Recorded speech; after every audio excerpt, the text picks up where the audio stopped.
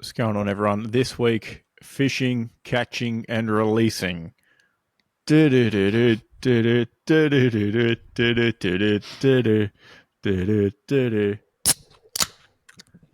going on, everyone? We're here with episode 164 of the Storm Beach podcast, talking about all things great and garbage this week. Happy New Year, Keelan. What's going on? Just quietly, you've started the year with a fucking excellent crack there, Isaac. Thank you. Cheers to you. Happy New Year. I might have a thing for that. Hold on. Stand by. This one. This one. Hey! What a great way to start. Wrong one. Shit. Start the podcast for the year with our audio medium is to put some visual effects on the screen for the listeners 4 seconds in. Tune in to YouTube for all the fireworks, confetti, and accidental laser show. Yep, Keelan's rendition of the Sydney Harbour fireworks display. Yeah, I had a fucking red hot crack at it, just to show them who's boss. Mm-hmm. I, of course, didn't see them. I was on the Gold Coast for New Year's Eve. I watched it on telly. Yeah, I played Mario Kart. Fair enough. New Rainbow Road's very good. Okay.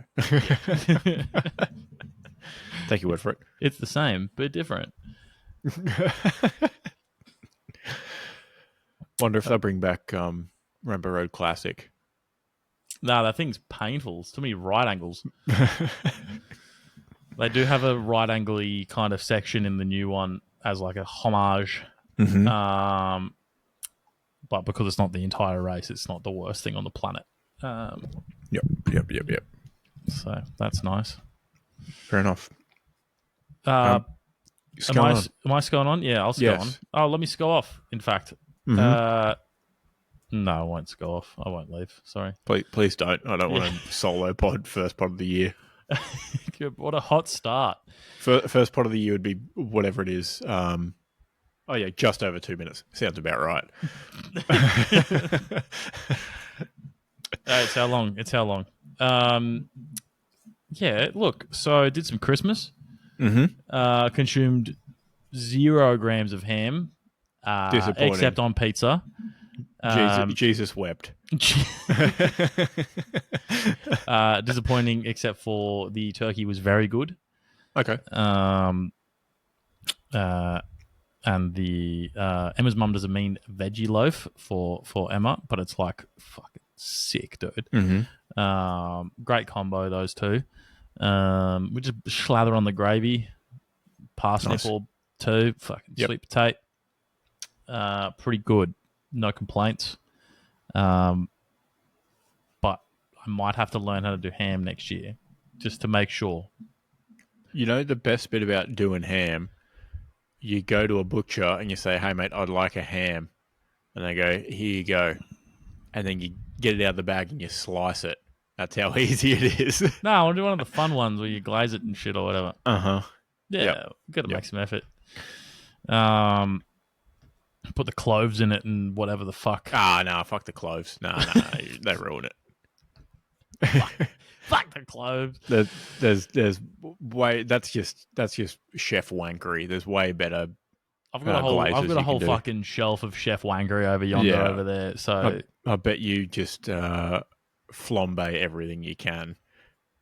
That's an accident most of the time. Mate, name a chef. I've got it. Kenwood. No.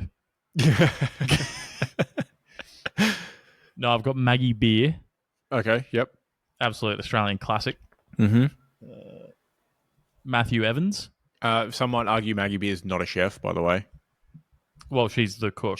She's a cook, yeah. Yeah, she's the cook, not the chef. Yeah. Matthew Evans, also not a chef. Also not a chef. Food critic turned farmer. Yep. I have no chef. Hold on. Jamie Oliver? Nah, mate. Nah, shit. I got Master Chef. Okay. Yeah, Master Chef season 1. That's the guy with the green helmet, right? Nice. And the Pokemon cookbook. Yeah, I suppose I'd never thought about eating Pokemon before. Yeah, Um, Lechonk, dude. It's literally a pig. yeah. It's just a red pig. I I reckon wonder they'd have a good ham how. recipe for him. Yeah, I feel like you need a long, slow cook to render out a Snorlax, right? Oh, yeah, he's 95% fat. Yeah. There's no marbling about it. If anything, there's marbling of muscle inside the fat. yeah, Shut exactly. up! Sorry, someone's fucking beeping their horn, the ungrateful prick. Fucking hell. Doesn't he know we're trying to podcast here? Yeah, has absolutely no idea. I've got the the on air sign out on the front section. No one reads Yeah, it. yeah. We're recording the country's fourth biggest sport podcast in here at the moment, and So marmalade. no, Dan does footy number one. Oh, I was doing a no order. I was just listing. Yeah, Oh, right, sure, Dan sure, does sure. footy. Yep, Marmalade. Kick it forward. yep. Uh, So we might be fifth. the cricket guys. Yeah, the grey cricketer. Yep. Yeah.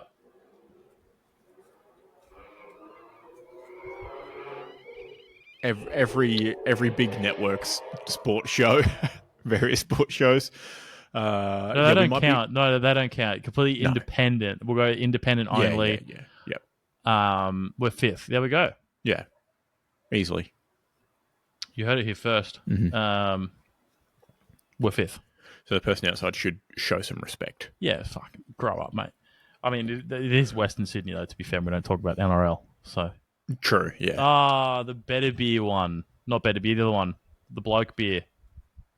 Yeah. True. That NRL podcast. Yep. We're the fifth biggest podcast that doesn't give a shit about NRL. We might legitimately be the fifth smallest podcast that doesn't give a shit about NRL. We're the fifth biggest independent Australian sport podcast that doesn't care about the NRL and records online in Parramatta and Woodburn. We couldn't even take out number one title for that niche category. No, we're still fifth, yeah. Hey, but it's a solid fifth.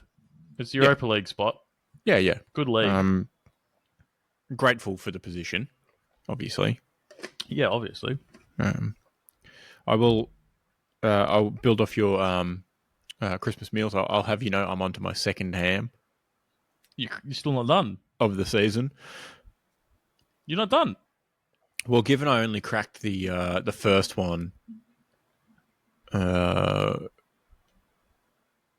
day before, so Christmas Eve. Yeah, I was going to say, famously has a name. Yeah. Yeah, day before Christmas. Yeah. I was just trying to remember that's far later than I thought. if I cracked it on. Well, I was working up till then anyway, so I was like, whatever. Yeah, work ham. What do you mean?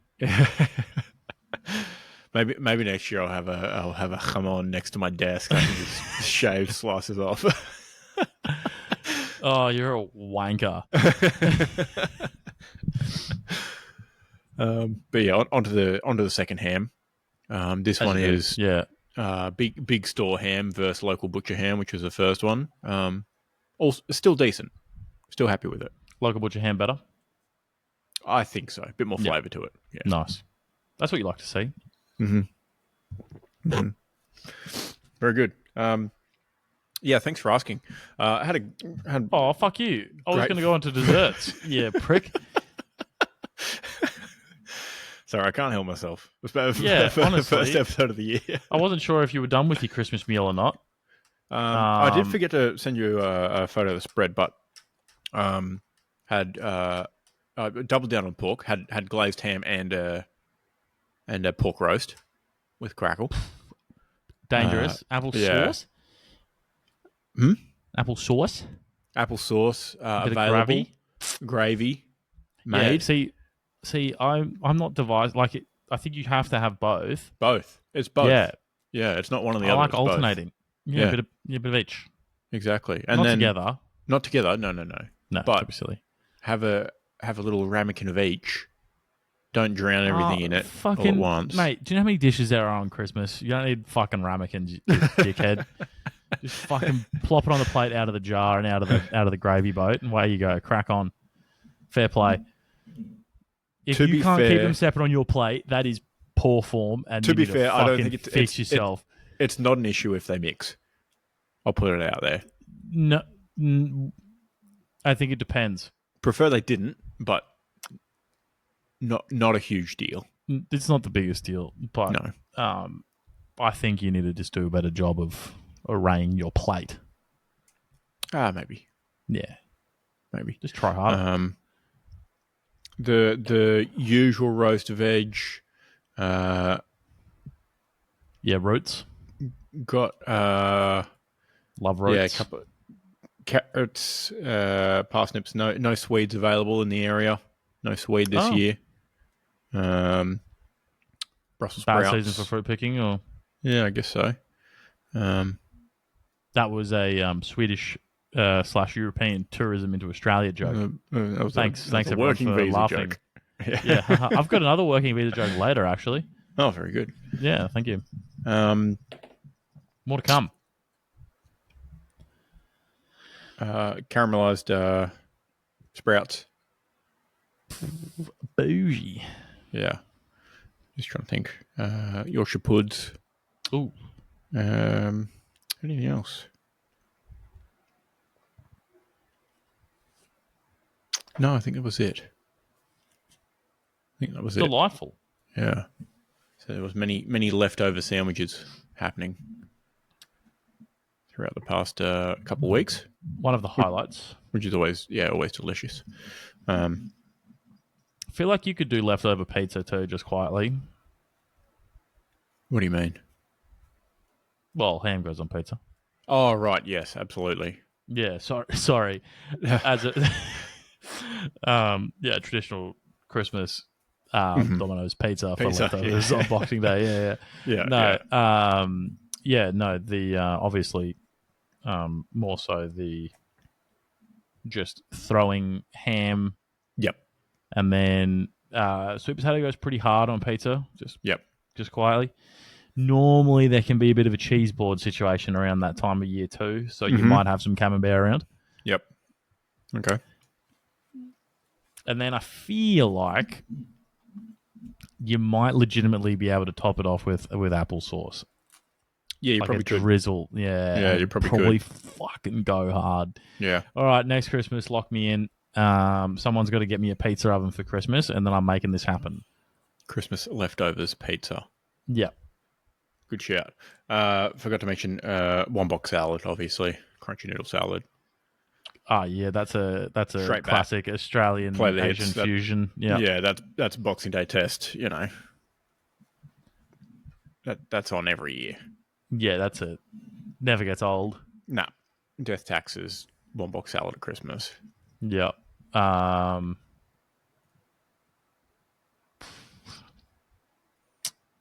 Did you have any potato salad? Do you have potato salad? I didn't go potato salad this year, no. Well, no. Well, neither did we. I'll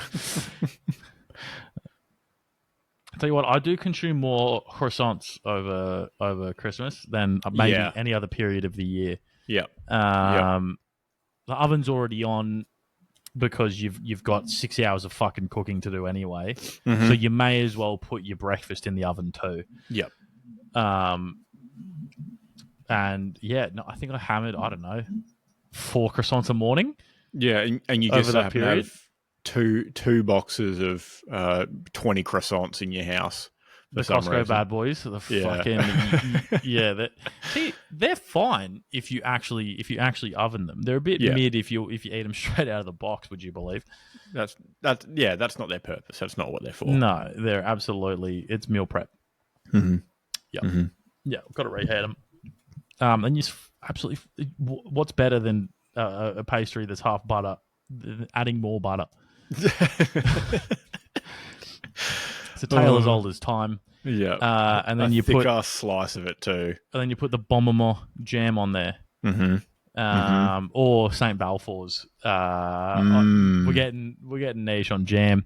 Yep. A Warhammer podcast I listened to funnily enough, was talking about how good Bon Maman jam jars are to use as a water pot to clean your brushes in. Yeah, they would be. And I was sitting there like, I had no idea this jam brand was fucking worldwide, dude. These guys are in the UK talking about Yep. Bon Maman. Yep. Yeah. So yeah, they're multi-purpose. You can put your if you have a bulk herb and spice dealer near you, you can also store your cumin and such in them. They're just good jars, mate. Good shout. Love a jar. Of the same vein is I don't know what coffee brand doing it. I ended up buying this instant coffee, because my parents were going to stay here and Dad drinks instant coffee sometimes. Everyone makes mistakes. I need to get some instant coffee for him. I'll just get whatever's on sale, and it just turned out this giant fucking 1 kilo jar that is actually a vase filled with coffee. I couldn't tell you who did it. Macona, one of the big brands. It was the cheapest one for the size. I was like, that's good value, and it's actually designed. It's a vase to be used as a vase afterwards. That's a lot more fun recycling. Yeah, so shout out them. We have a few plants upstairs, like hydroponic type ones that we've bought from a local vendor who recycles, the big boy coffee jars. And you can tell that they are, because they still have like the gold Blend seal. 43 on it. Yeah, the gold seal around the top with the Blend 43 or whatever on it. And then they put a bit of... International roast, if you want to give it. Bit of a plant sort of set up inside and a few bits to keep it in place. But now they've gone, bougie with it in, here you go, here's just a vase full of coffee. Buy this. It's a good shout. It's actually a good shout. Yeah. I'm okay with that. Yeah. I've just switched to cold coffee because it's fucking hot here. Fair. Yeah, so we got that coffee concentrate stuff, which tastes fucking phenomenal. Mm-hmm. And then you just add milk. Is that's the stuff in the pouch? You buy in a pouch? No, it's in a bottle. Oh, okay. It's a liquid. Yep. It might be Nescafe. Okay. Because I saw a few, in the coffee aisle, I saw a few... Oh, so coffee there? Essentially small goon sacks full of coffee that you could purchase. Interesting. Yeah. Or maybe that's cold brew. I think it might be a cold brew variant. Yeah, these concentrates are proper concentrate. They're like 50 mils is 130 milligrams of caffeine. Oh my God. Yeah. I was like, Emma, this is how much you use. Okay? No more. Mm-hmm. If you just have a habit of, pouring a drink a little bit heavy, you just won't be fucking sleeping that evening. Yeah, make sure you get the measure out for this one. Yeah, like I'll get the scales out. I'm like 50 mil. No more, no less. No free pour in the concentrate. No. There'll be issues. Yeah, you got a problem. And it tastes so good too that it would be very easy to have like 3 a day. Yep. So don't do that. Or do. It's your life. Live it how you want. No, don't. Why not? I don't know. Do you want to live? I want to live. Yeah, so do what you enjoy. Yeah, okay, well. All right. Do you want to wrap this up then? Or? Yeah, sure. See ya. Yeah, so I'll go watch Lord of the Rings. Oh, fair enough. All right. Desserts. You want to talk desserts? Yeah. Brandy snaps. Never fucking heard of them before. Wow. And then all of a sudden they come out. Bada bing, bada boom. They're pretty good, brandy Mind snaps. blown. They're really good. Incredible. Yep. So we had, the classic Christmas pood. Yep. Plus an assortment of finger food-esque desserts, like a brandy snap. Oh, okay. And I'm not sure what the traditional shape is. Because it was small pieces? Nah, well, because we had 2 options. One was a cylinder that you put the cream into, almost like a cannoli. Yes, like a cannoli. Yep. The other one was more of looked like it had been baked in a muffin tin, and that is optimal brandy snap shape, because then you fucking scoop huge amounts of cream. Ah, yes, I see. I see. Yeah, Yeah. the cylinder is the traditional. Yeah, then you have to pipe it. Not for it. Yeah, You're just making more mess at that point and more prep on Christmas Day.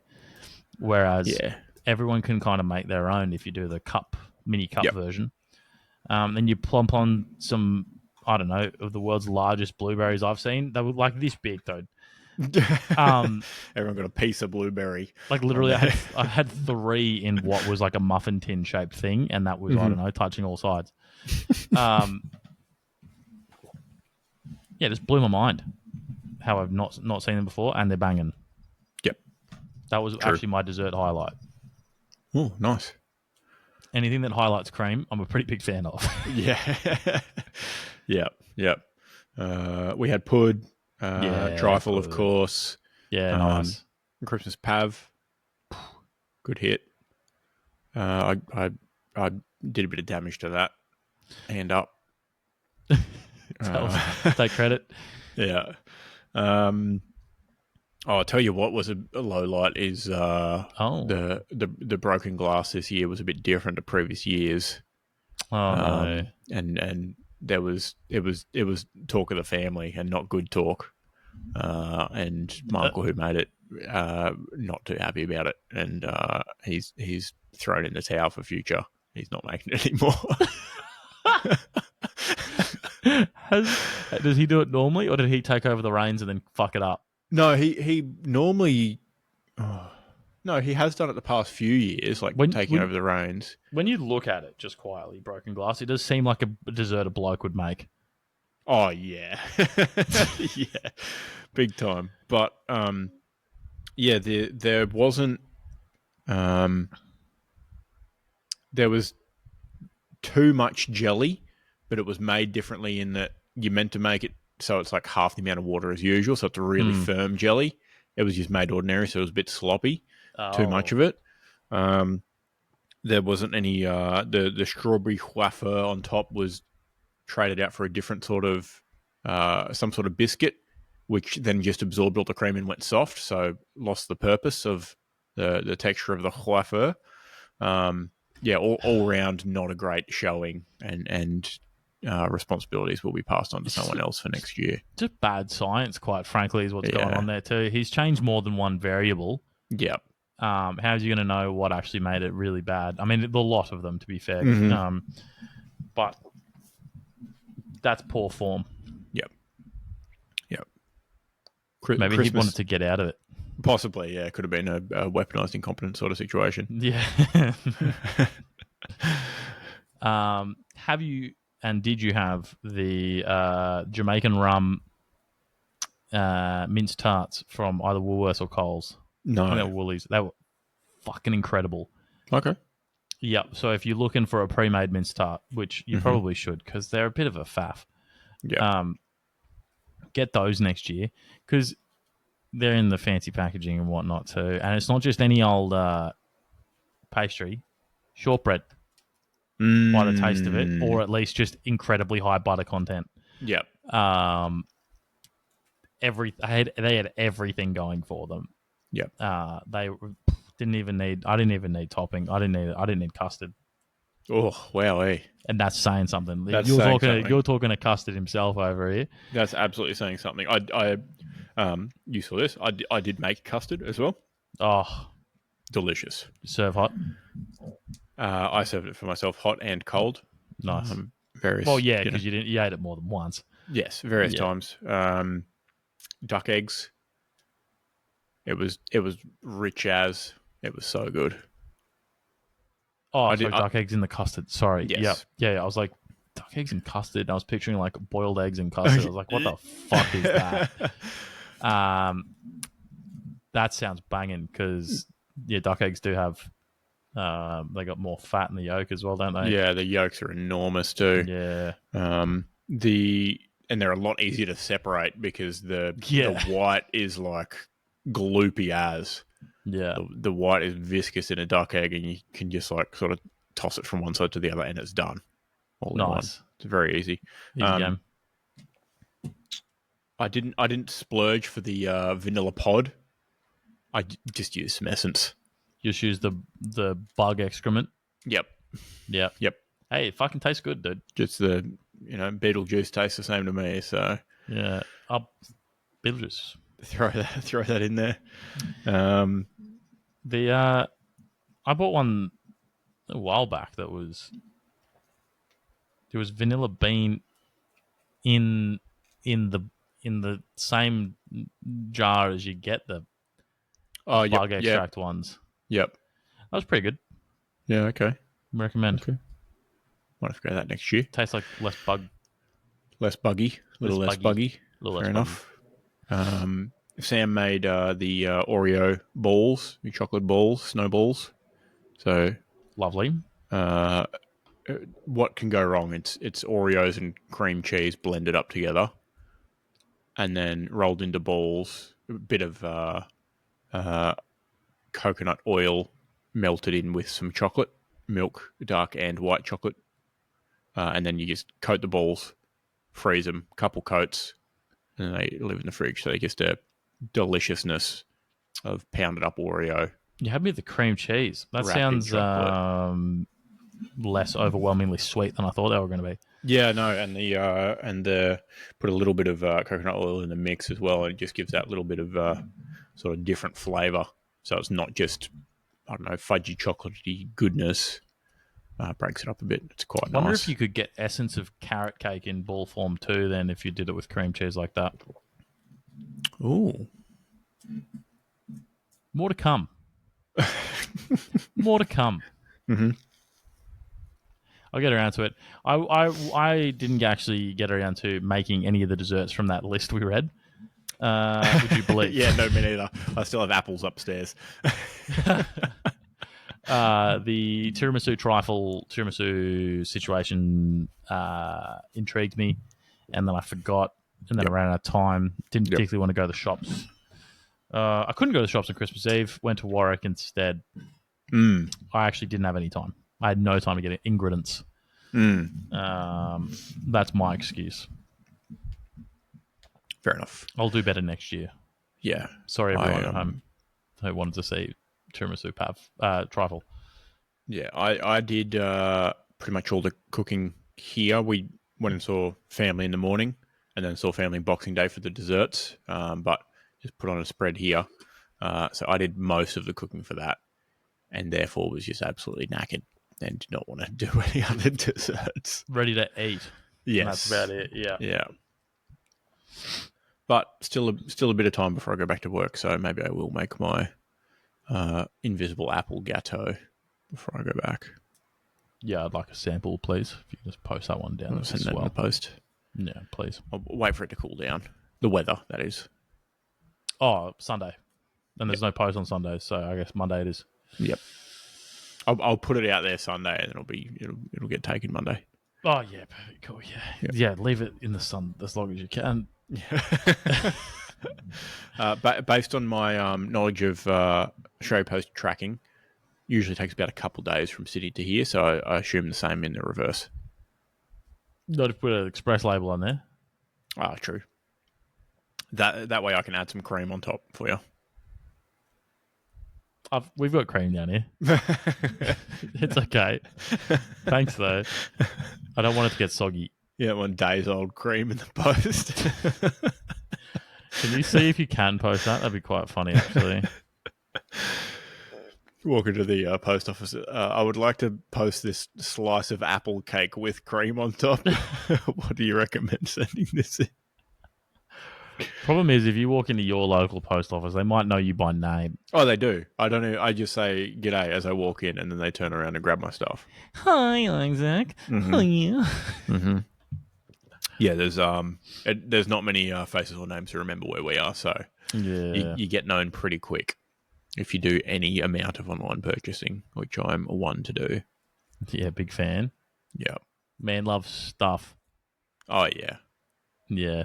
If in case you couldn't tell, I love the stuff that you can buy online. Do you? Like all the random signs around me. Yeah, I didn't. I couldn't really tell. I think you should make that a little bit clearer. So you're saying I need more stuff? Well, you can always get more stuff. That's the This is thing about stuff. you can always get more of it. There's easy ways to get more stuff. You technically don't have to actually ever get rid of stuff too. Technically, yeah. Technically, you don't. You might bridge the gap between collector and hoarder at some point, but that doesn't mean you have to get rid of the stuff. You can continue collecting stuff until the day you die. Yes. The problem is if you have too much, you then may burden your loved ones with far too much stuff. So it's good to keep it under control.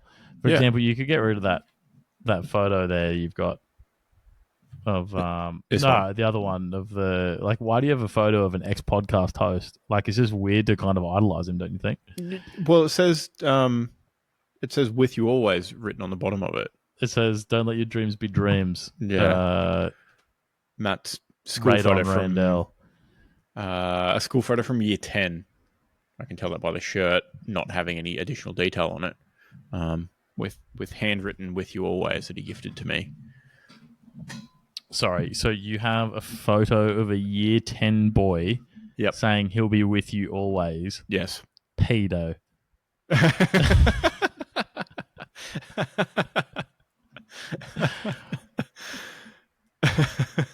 I've had a crack there, haven't I? I've had a good one. I've had a good crack, yeah. Nice one. Yeah. Very good. Any other activities other than running? You had a gig or two? 1 or 2 gigs? 1 gig? We played at least Boxing Day. Yep. That was fun. Big stage. Sounded good. Had a good time. What else did I get up to? A lot of running. Yeah, there's always running. Mm-hmm.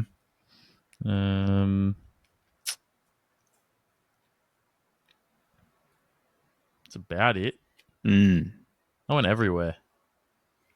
Went to Dad's farm. Went to Warwick. Mm-hmm. Went to Tambourine. Even as far afield as Tambourine. Mm-hmm. Yeah, just got about it. Then played lots of RuneScape Dragon Wilds. Nice. It's fucking incredible. Just quietly, it's like if Rust was in the RuneScape world and wasn't a piece of shit. Ah, okay. Yeah, you don't get raided by pricks who have nothing better to do and shit on your creations. It's a much better game. Yeah, you just kill dragons with the boys. Okay. Yeah, it's fresh. Yeah, fair enough. It's great. Not bad. Yeah, and that's my Christmas. It's your Christmas. Very good. Yeah. I did a decent amount of mowing.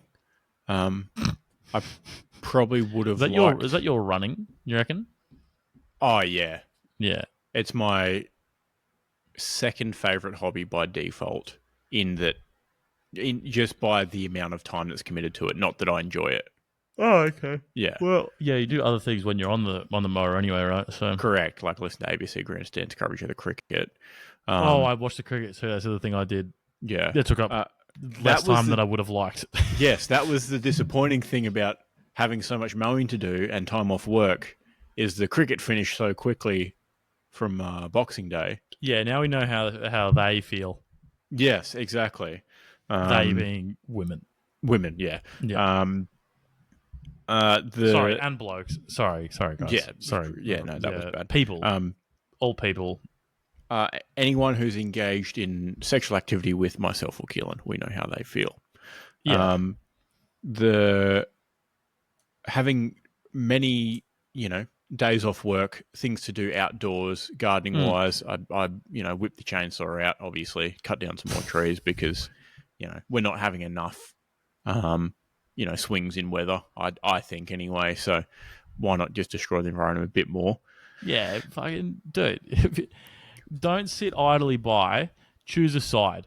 Exactly. Yeah, be a part of the problem or the solution. Mm-hmm. If you're not part of the solution, you're part of the problem.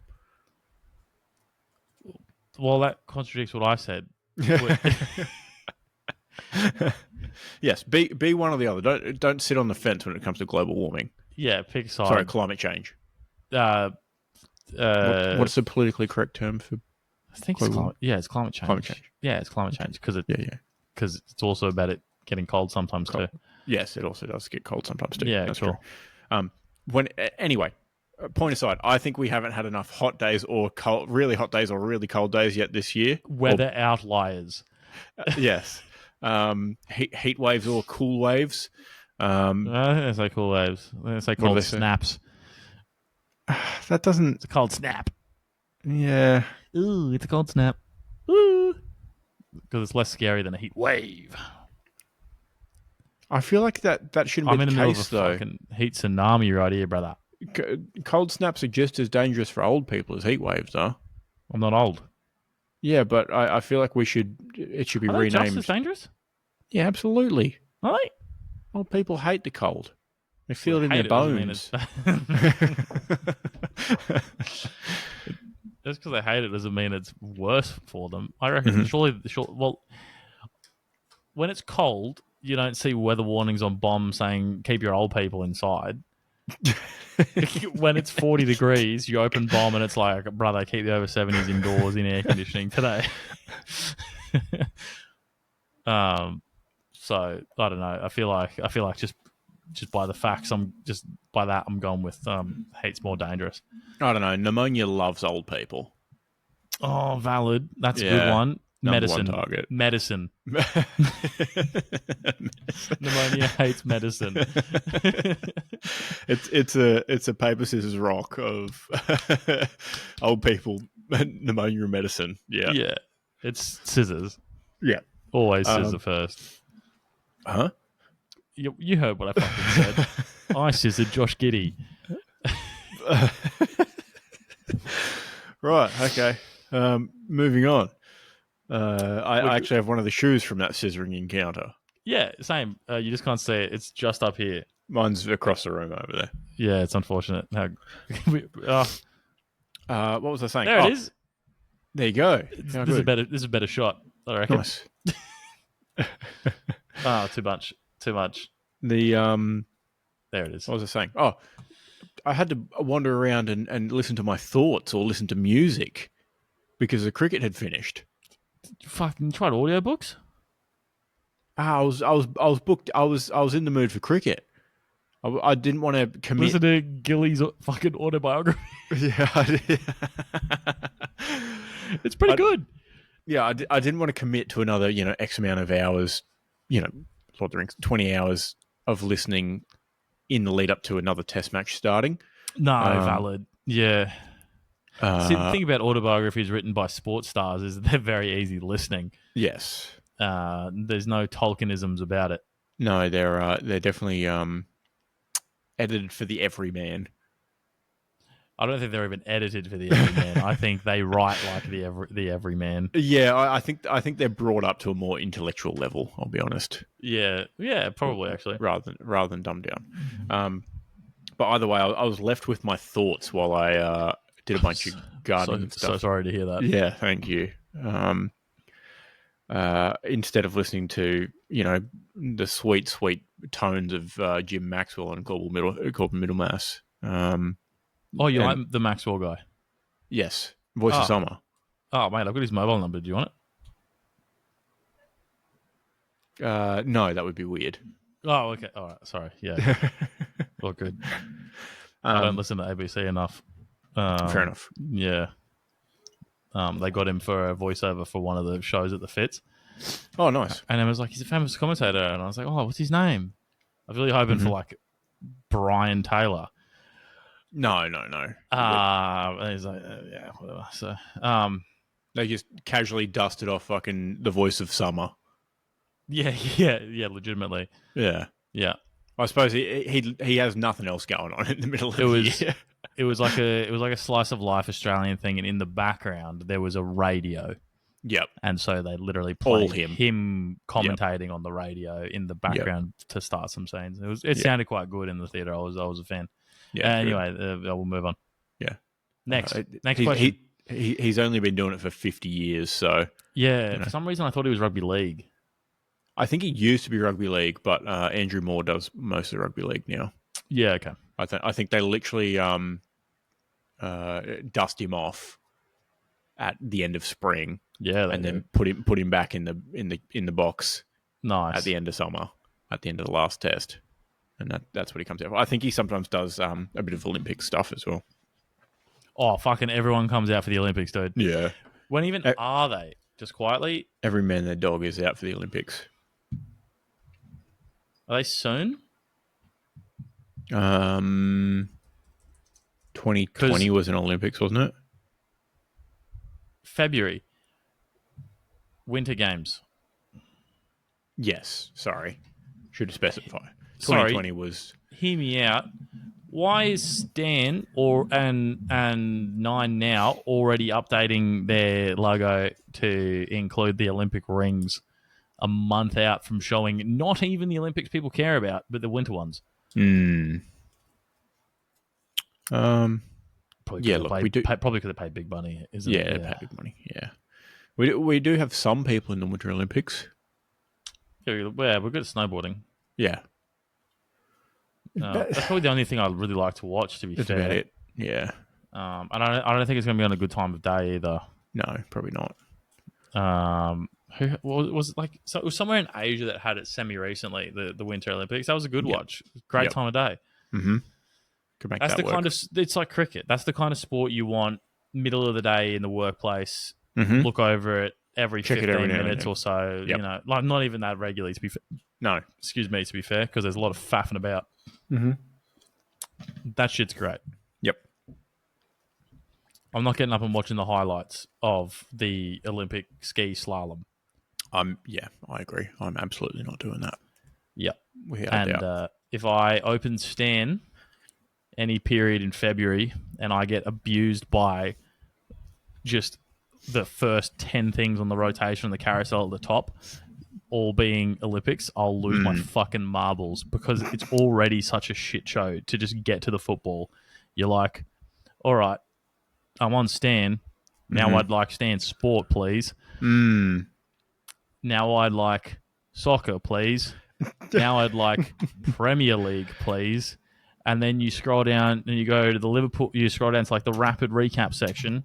You click the game you want. And then instead of playing the rapid recap, it takes you to the game page and shows you all the different highlight options, even though you've just pressed rapid recap and you got to press it again. That Too many clicks. That sounds like a mission. Optus Sport, though, just quietly, you'd go, all right, mate, what am I here for? Oh, you've got two things? Premier League or Champions League? No worries. Which one do you want?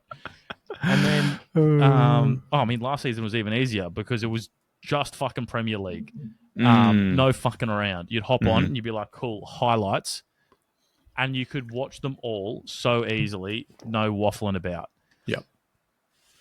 Now, if I want to watch all the highlights on the Prem, I reckon I add an extra 5 minutes onto my morning. Yeah. It adds up. That doesn't sound like much, but it does add up. Over the course of the season, that adds up for sure. It doesn't add up in good tipping, though. I was tipped 2 this week. I don't even know what I tipped. I think 5. 2. I think both you and Zach tipped 5. Hell yeah, it must be close now. What a fucking nightmare. Must be very close now. Yeah, there's 1 point in between me and Zach, I think. And then I think you might be just below high 90s. Zach's 100, I'm 101. I've had an absolute fucking nightmare is what I've had. Choke that lead. It's interesting you mentioned that. Grandstand were talking to someone to do with managing the SCG, i.e. and like someone from Venues New South Wales, I think, because they manage the SCG and various grounds, blah, blah, blah. And he had experience working with the A-League to try and promote that and the growth of football in Australia and how they sort of tacked on to the back of Sam Kerr and the Matilda success and stuff like that. Yeah. And he was like, he was asked for his opinion on the biggest, I don't know, challenge or opportunity or thing that he would change immediately about football in Australia in how we can view it or sort of get in touch with that footballing culture across the world, in that no one's come to Australia to be better. All the best players are going to leave and go play in Europe, right? He Yeah. acknowledged that. But he was like, in a perfect world, I would have it so you could watch all those leagues. You could watch every league on the same platform. So you could be a Western Sydney fan, a Liverpool fan, a Barca fan, and whether it be whatever it is, Foxtel or Stan or whatever the platform of choice is, you can watch all of those leagues on the one platform, and therefore you can be that fan across each of the leagues, as well as have your tie-in back to home football, A-League football. Yeah, so problem being currently then that I believe it seems A-League might be KO and 10. Yeah. KO Fox /10. Yeah. And Paramount, Yes. which is just cringe because literally everything else is on Stan now. Stan has bought all of them. Yeah. Yeah. I do think if you put, well, actually, first if you fix Stan's app, maybe, and let me pin like favorite team or favorite sport or favorite league. League, yeah. Let me do that first. But if you add A-League to that, I think you just have more people being like, I've watched, the first two Premier League game highlights from this match week, and there's no more until tomorrow. Maybe I'll just watch A-League highlights now. Yeah. Yep. It's very valid. It's very valid. I thought it was a decent idea. Yeah. But no, those are little tidbits that I enjoy off the radio broadcast for the cricket during drinks and lunch, etc. Get someone to just completely off topic for half an hour for a specific topic. Yeah, nice. That's tangentially related to the cricket. It's better than as much as I like Skull and Vorney and stuff, the shit they do during the big break and whatnot, I'm like, I don't want this. I just want the cricket back. So somehow not somehow, but the stuff they do during the big break is less entertaining than the cricket. Well, yeah. And a lot of the time, there's a fair portion of the cricket telecast that they're not talking. Yes. That's why I fucking like it. And that's why I like Premier League commentary. Yeah. Some of it's just good. Also, just let the game breathe. Before I forget, speaking of Premier League commentary, call of the week was, because obviously it was a goalless affair, Liverpool-Arsenal this morning. And Arsenal basically didn't have a striker because they only had Gyökeres. And Liverpool had no strikers because they're all fucking injured, and so played kind of a false nine situation. But they were talking about Liverpool's one chance to get a goal. Yep. And then the other commentator goes, one shot, one opportunity. Oh, nice one. And I can't remember their names, but they're my two favorite. If you get a commentary team and you hear them, you're like, cool. It's not the guy from fucking Leeds. It's not the guy with the rich accent. It's the two dudes when you watch the Prem. I was like, wow, he is the GOAT. Yeah, just pretty wish good. I knew his name now. Pretty good. The one thing I wanted to hear, and shout out this New Year's test for going all 5 days. Love that. That makes up for it. Was at one point Darren Lehman was sick, therefore missed a couple days on the broadcast on the radio. So Ben Cameron, who's the producer for the cricket side of the broadcast, but he's a commentator for the AFL. Him and Corbin do Saturday afternoon footy during the season. All the MCG games, they were on the crew for where they had Razor Ray on the boundary, etc., etc. Nice. They are the dynamic duo. I was like, please, just one time during this summer, both of them get on the cricket call.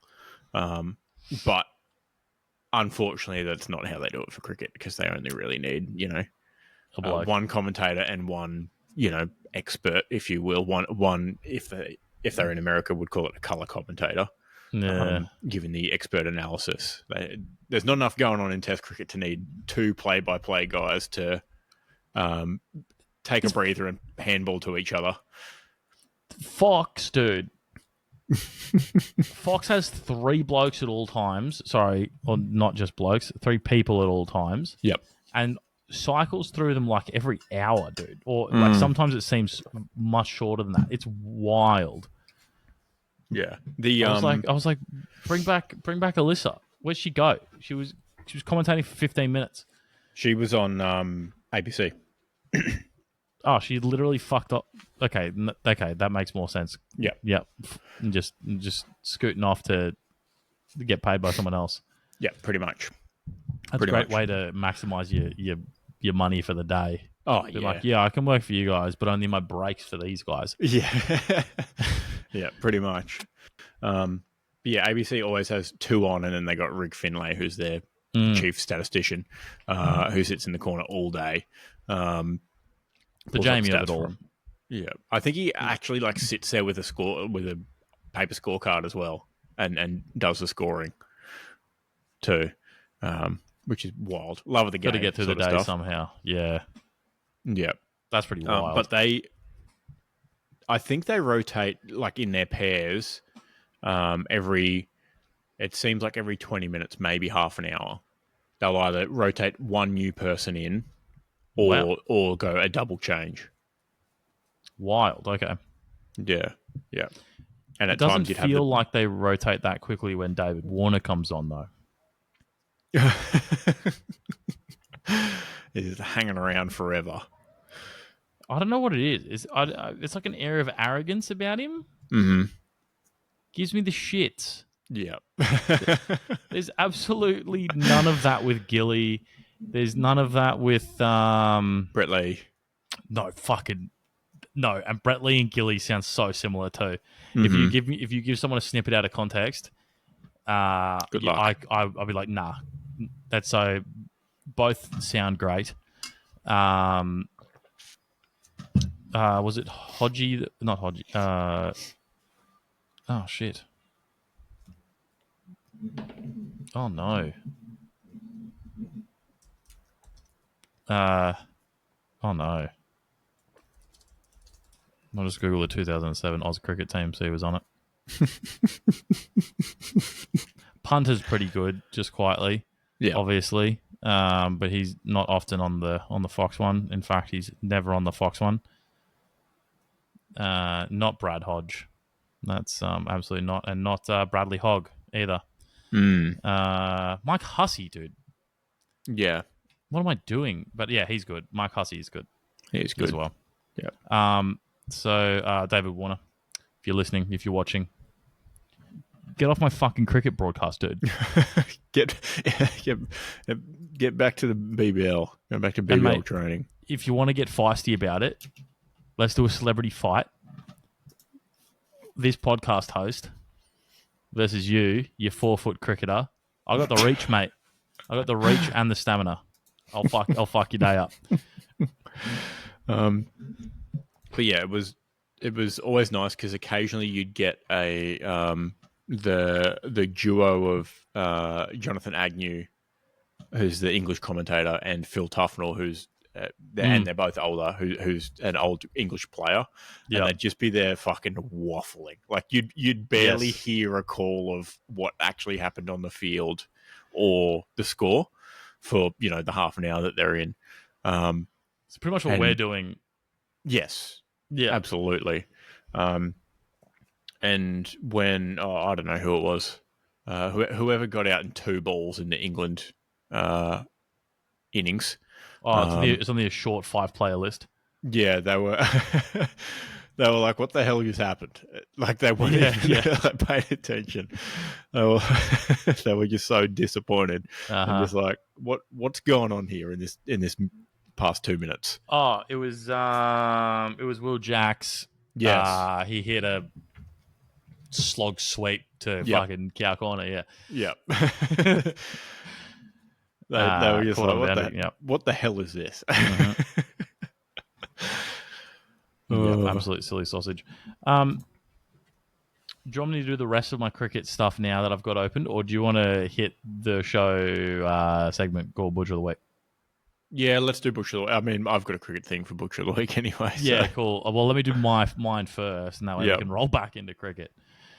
Oh, no, because we've got to do shit list anyway. That's fine. But yeah, so my Butcher of the Week, and we're doing Butcher of the Greater Holiday period. Yep. Butcher of the Break. Oh, that's nice. Yeah, thanks. It's got a ring to it. The music editor at The Guardian was in a newspaper's podcast, so The Guardian's podcast, and said he thinks Sleep Token's album, Even in Arcadia, was the worst album of the year. I've got a problem with that. Okay. Because Taylor Swift released an album this year. Well, I think you might have just successfully boosted our engagement numbers. Because I said Taylor Swift? Yes. Perfect. And you talk shit about her. But there's no possible way an album released by a band that I've, heard of a couple of times is the worst album released in music this year. That's where I was also going with it, because it's an album that hit number one as well, just quietly. So how about the album that got, 3 listeners this year? Exactly. Yeah. Did it get 3 listeners because it's the worst thing ever made? Maybe. Probably not. He says, quote, "It's some of the most profoundly turgid music ever made with some of the worst lyrics ever. This band sounds kind of like Maroon 5 if they had an iron deficiency." Oh, God. Yep. Okay. I think he's got a problem with people wearing masks, I think. Yeah. I'm sure you could look back in article history and find some issues with Slipknot, I'd imagine. Yeah. Dude, I shit you not. It sounded like someone... You know the classic sound of metal pipe being dropped, or like the YouTube videos that are like 10 hours of silence with one metal pipe being dropped, and it's just like max volume? Yep. I think someone just dropped a metal pipe in the shred. Real life soundboard. Yeah. Now, would you take The Guardian or the New York Times as a more reputable source?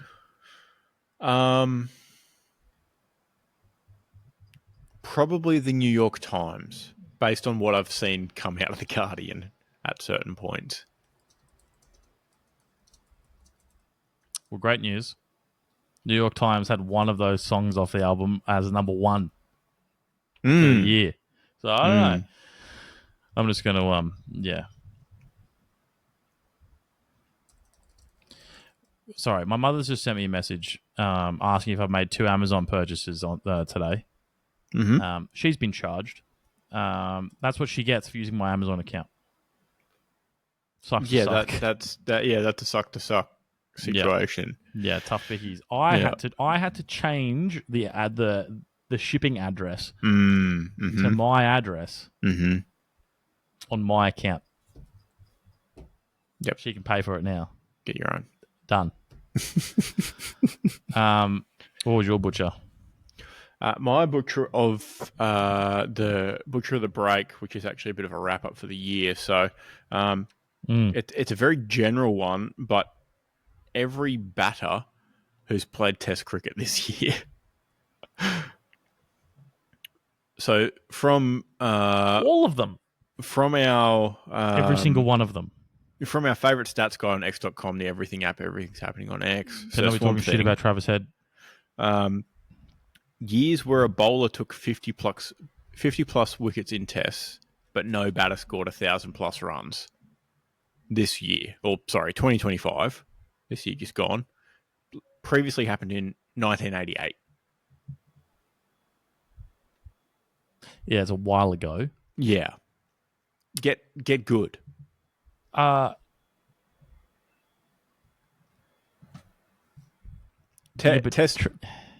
Test batting is just piss poor. No. Test bowling is just too good. Are the pitches too juiced? MCG pitch was fucking juiced. Yeah. Wacker pitch wasn't at the Wacker for starters. Also true. Perth Stadium pitch. Perth Stadium pitch was, I don't know, joust. Yeah. Seemingly. Rated unsatisfactory. Yes. So there you go. Record. Proper unsatisfactory. Yep. So yeah, I'm willing to not talk shit about Travis Head. National hero. Yeah, that's fine. But batters get better. Or let's just make flat tracks again. Either way, had it all, just quietly. Yes. Redemption. Yes, correct. Redemption. Revival of Test cricket, finishing the series with a 5-day test, which had a bit of it all. I feel like could have gone either way, or including draw. Potential to go anyway, including draw. Yep. I came up with this phrase, a few weeks, whatever, during the week, during the break. I haven't seen it said anywhere else. Oh. But that stat is probably indicative of the endemic of TikTok Test cricket, which is what we've seen a couple of tests over in 2 days. Quick swipe, instant gratification. Everyone gets a bat, everyone gets a bowl on the first day. Like, what are we doing here? We've got 5 days to play it out. And the SCG delivered on that, in that we didn't see teams come into bat for their second innings until day 4. Yeah. Hear me out, though. There's something about England opening the batting day 1 of a test and seeing Australia that afternoon. Sure, it's great. Right. I enjoy it. It's then a problem, though, when Australia is all out the next morning. Yes. So yes. I want complete one-sided domination against England, which would mean, I guess, it would probably go for 3 days. 3 days, at least. Yeah, correct. And look, not even 50% of the matches in the series I'd want to end up like that. Just give me 2 absolute pantsings. Yep. At still Test cricket length. Within 3 days. Within 3 days. That's one Australian batting innings. Yes, exactly. Yeah. That's one. Boys, we'll just put a quick, 550 on the board. See if these nonsense can actually fucking have a crack. Mm-hmm. Then they don't. They Send can't do it. Yep. But yes, there's having one team get knocked over quickly and then the second team batting in the same first day of the test is fine, as long as they bat for at least a whole day, like all of day 2. Yeah. And then into day 3. That'd be nice. When you're essentially playing 2 one-dayers and seeing who wins on aggregate, not a huge fan of that. If we want to see that, we'll watch one-day cricket. I think it could be a fun novelty format. A home and away 2 one-day match. No, but no, more realistically, just go watch one-day cricket. If you thought 2-day tests were exciting, just wait until you see one-day cricket. Yep. Speaking of, if you think one-day cricket's exciting, just wait until you hear about T20 cricket. I don't like it. I actually don't like T20. I've decided I've come full circle. Not for me. I like it from the perspective that it's a highlight reel. There's lots of wickets Yeah. all the time. Yeah. I think I just don't like club T20. I do like the T20 World Cup. Yes. That's more exciting to me. Yes. Cricket for me is a get behind a nation, not a team. Yep. Fair enough. I want to shout out the SCG being the redemption of and giving us Test cricket lovers exactly what we wanted, including spinners taking wickets who weren't spinners.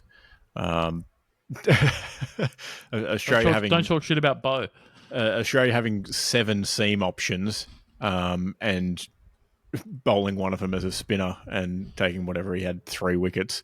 And Marnus bowling bumpers and taking a wicket. Fucking Nisa said in an interview, he practices that. Like, he puts the work in. He does it in Shield cricket all the time, turns out. Yep. Marnus said on the radio, he didn't even think about bowling leg spin.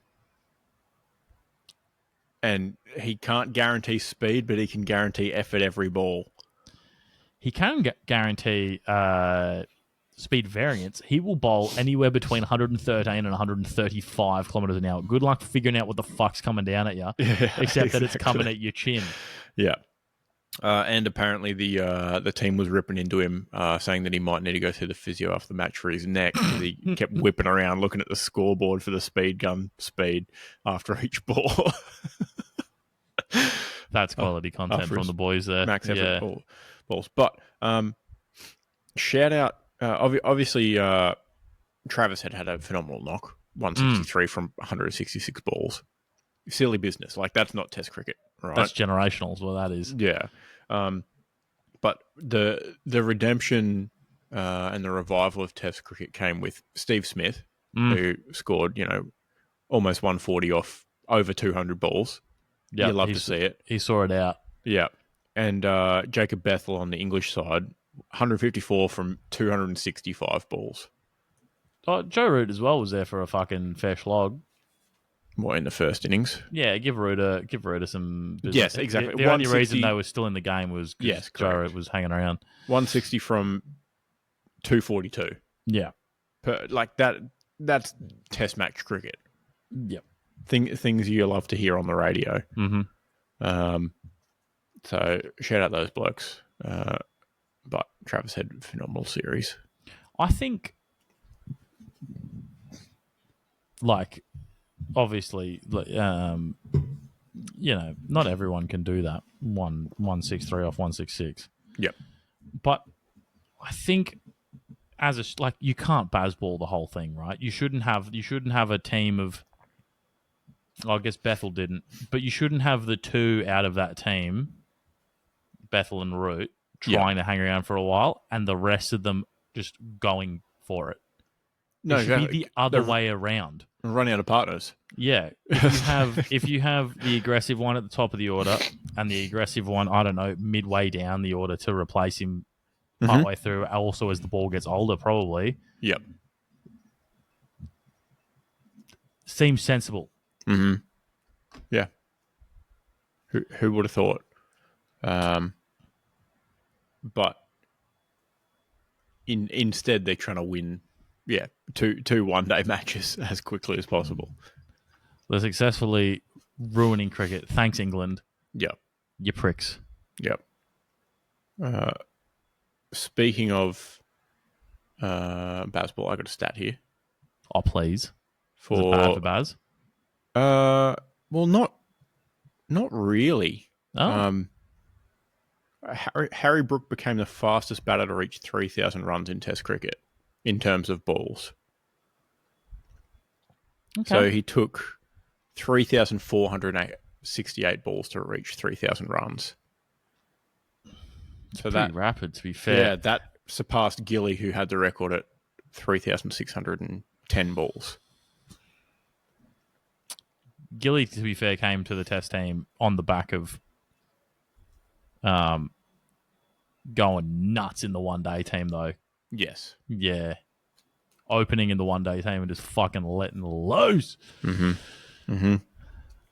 Harry Brook is just the next big thing for English cricket, they say.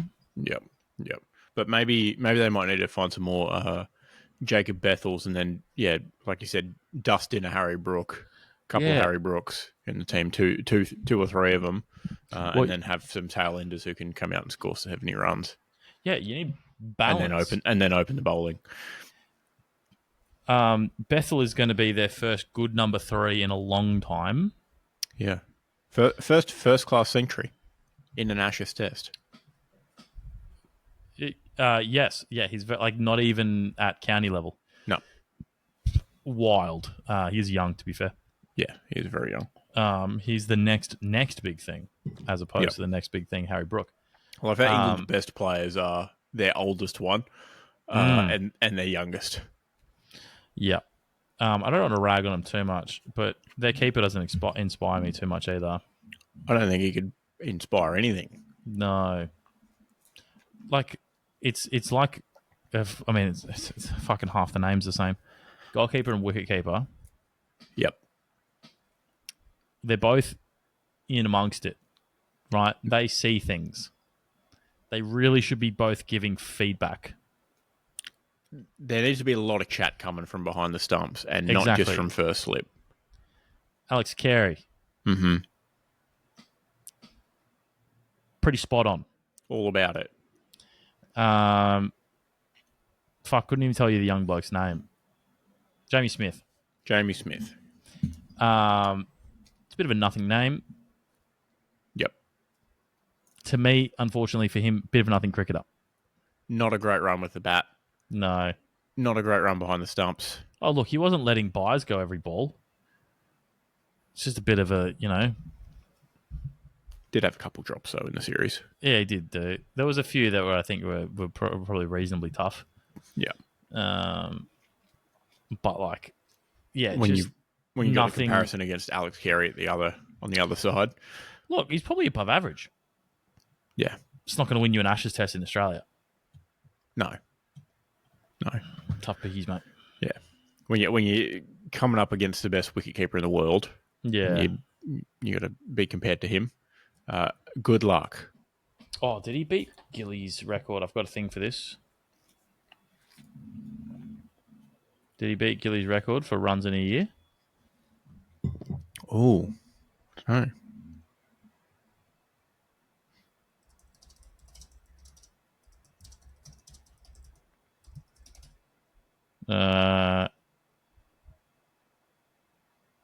Rashib Pant. Damn it, Rashib. Rishab. I read that wrong. Australia. I probably should have specified Australia.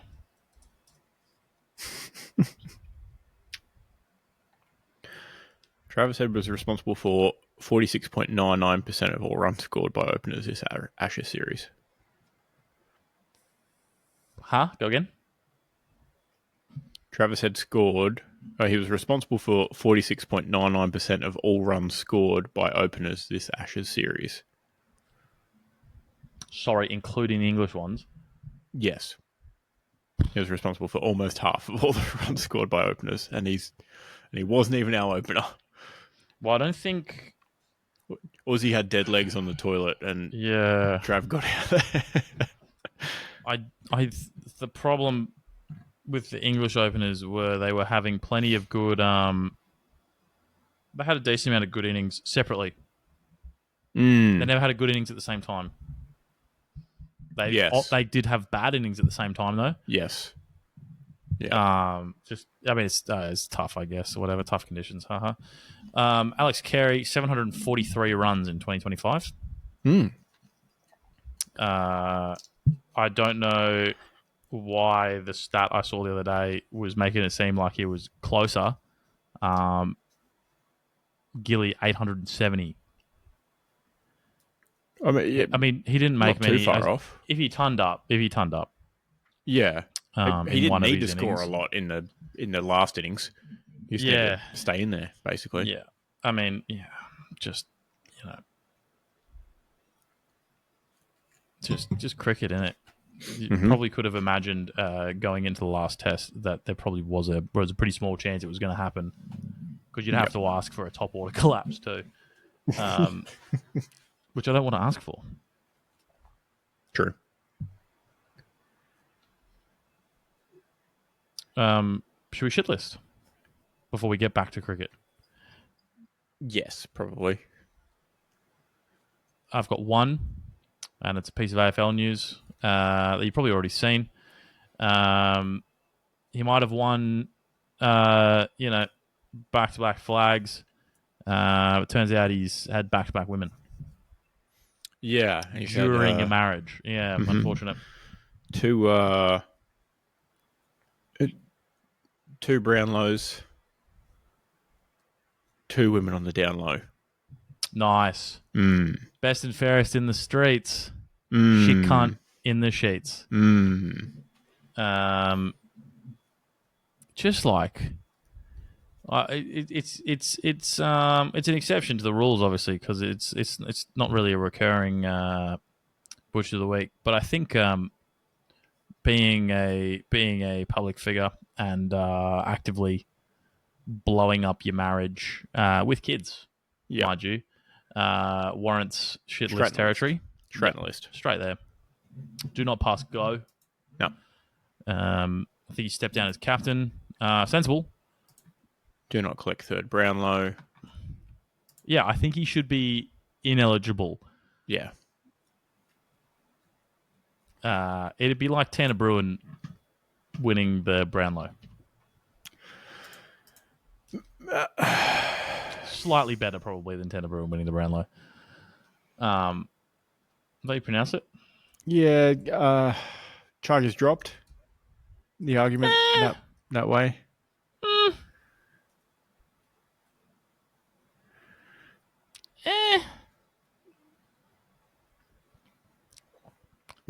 I don't know. Court of public opinion. Yeah. Either way, Lachlan Neal, shit bloke. Shit bloke. When it was all blowing up, there was hide a bunch your wives. Yeah, it's sorry. He's his wife's friend too. Yeah. Probably not anymore. No. And there's photos of like them, like all together after the premiership win, like on the field and stuff. And she's like posing in the photos with all of them, like she's with him too. It was just weird, dude. There's a lot of evidence looking back at some of the photos. Both her and his now ex-wife biting on a premiership medal. Yeah, here it is now. Lockie Neal and Jules Neal with Ben Crosley and Tess Crosley. Who is Ben Crosley? The husband of the lady. Oh, shit. Yeah. Oh, double marriage blower. Apparently Mormons too.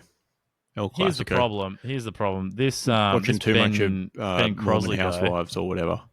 Ben Crosley guy's wearing skate shoes from 2004, and a New York Yankees hat. He is white, dude. If you had to draw a white dude, it's a fucking Yankees hat, slightly baggy jeans, and DC skate shoes. Yep. Yeah. But yeah, mate. Well, look, I don't want to tell you, but she's posing next to him in this photo. His wife's not next to him, and she's got her knee bent, touching his knee. Yeah. Poor bloke never stood a chance. I mean, Lockie's got 2 Brownlows and 2 flags. All I can do now is try to heal and do what's best for my children, just quietly. Cheating on your wife is probably the thing you don't do in order to look after your children. Yes. Chris Fagan's come out and been like, "Yeah, mate, just fucking move to Perth, mate. Follow your wife." When he becomes a free agent at the end of this current season, legitimately, he's got the club's blessing to go repair his marriage. Yeah. Supposedly, she said there's nothing to repair, and I would be on the same boat because that's gross. Yeah, that's not Wife's best friend, or maybe not best friend, but wife's friend. I don't good know. friend. Well, clearly good friends if they're, sharing a bite of a medal. Have to be good enough friends to be invited to grand final day. Exactly. Yeah, Exactly. gross. Oh, well. So yeah, West Lockie Coast will have him. Neal. Yeah, West Coast will fucking have him. Go to the shit list. Do not pass go. Do not collect $200. Yep. Yep. Agree. You know what? Do collect $200. Mm-hmm. Give it to your ex-wife. Prick. Probably. Probably a good shout.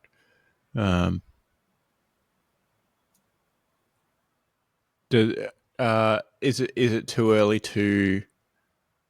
No, it's never too early to be on. You can never be too early for a take, right? I've been known for being too early for takes, and then they come around. So here we go. Does the Brisbane Lions Football Club have a culture problem? Hit me with some others. Go. They're unlikable. Facts, bro. Go off, King. This is the first big domino to fall.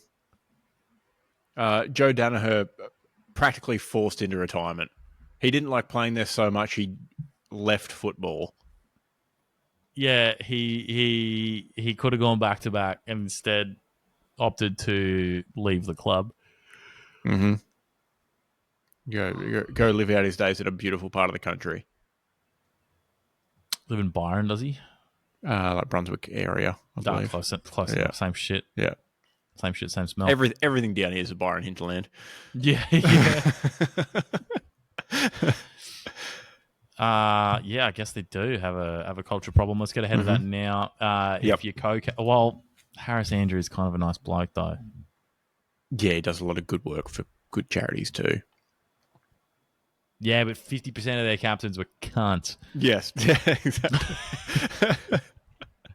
All right, we're squatting on this take. Brisbane Lions have a culture problem. Yeah. If they come out and flop hard the first 5 games of the season, you heard it here first. You know why? Yeah. Yeah. And then at that stage, that's when you bet on them to win the flag. My favorite part of all this, legitimately, is that she's already going back to Perth. Yep. Incredible move on her part. That's great. It's going to put him under, hopefully, fingers crossed, a lot of emotional distress. Mm-hmm. And that's justice. Yeah. I think so. To some extent. As long as he doesn't go around fucking that other lady in the meantime.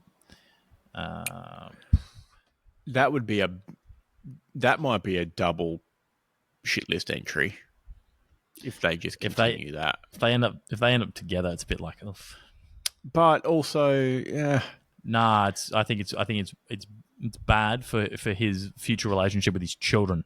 Oh, sure, yeah, sure, so absolutely. Given that he's uber famous in the greater Brisbane area, there's 0% chance he's going to be seen anywhere near her. No, yeah, definitely not. Yeah, definitely not. Outside of him being, a public figure or whatever, how long do we how long until it's who cares? like obviously his ex-wife and the kids probably will care forever. One can only imagine. Outside of that, we've put him on the list. Can we forget about it?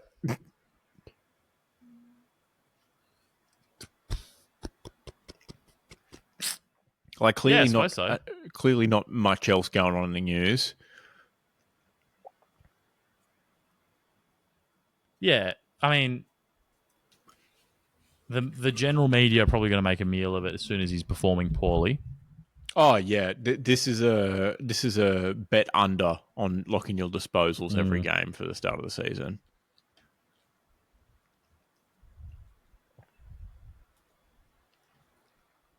I mean, that's just free money. Yeah, that's just smart gambling at that point. You know, everyone knows that Ashcroft's get all the possessions now anyway. Yeah, actually, though. Uh, oh, I can't. I've been trying to find out how old their children are. All I'm getting is young children. Yeah, probably for good reasons. That was What? sort of the same results I was getting, trying to find out when the Gokka Suns would have their first ever father son pick eligible to be drafted. Oh, valid. Yeah, but Um, this, in theory, you'd see. You'd probably like, given that the tabloids are after it because it's a sex scandal. True. They're the kind of scumbags to dig up Oh, birth they love that, certificates don't for the they? kids. Yeah, Yeah. they love that. And then I was just going to say it. Yeah. Um, importantly, Ben Crosley is starting 2026 right, and he's in Bali. Hell yeah. Meanwhile, Tess Mm-hmm. Crossley wasn't wearing her wedding ring as she grabbed, quote, lunch and a coffee. She is carrying Woolworth sushi and a bag of grapes Hell yeah. and a coffee. Um, and she was probably going to have the paps all over her. Yep. Yep. So shout out Google AI overview. Uh, Daughter around 4 years old. Uh, Son who turned 1 in December. Well, at least they're too young to realize what's going on. Yeah. Yikes. That's a really bad look. That's arguably an even worse look Than, than if the kids were, I don't know, marginally older, like, you know, middle single digits up to teens. To have a less than 1 year old while you're doing this. yeah, everyone's going to hate her on the fucking flight to Perth, eh? Gift keeps on giving. Yeah. No, valid. Valid. If they were 4 and 6, though, I'd be like, yeah, tough. Like, it is what it is. And then in that Yeah. case, I'd probably be like, tweens is probably worse Yeah. Yeah. because then they probably know what's going on. Yes, exactly. But, you know, your But wife's this had a is kid probably, this is less bad. than a year ago.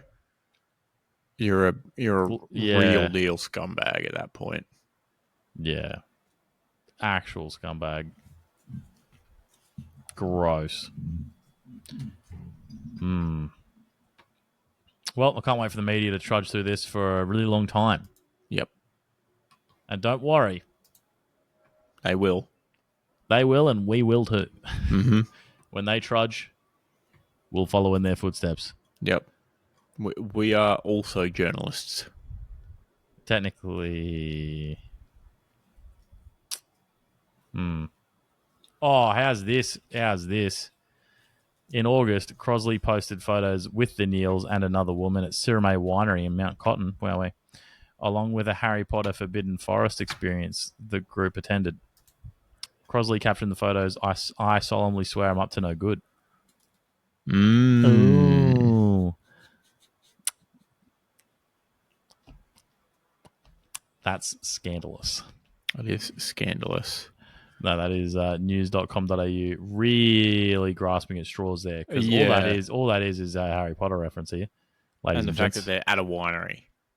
Yeah, So commenting on a public Instagram that his wife and her husband would obviously follow.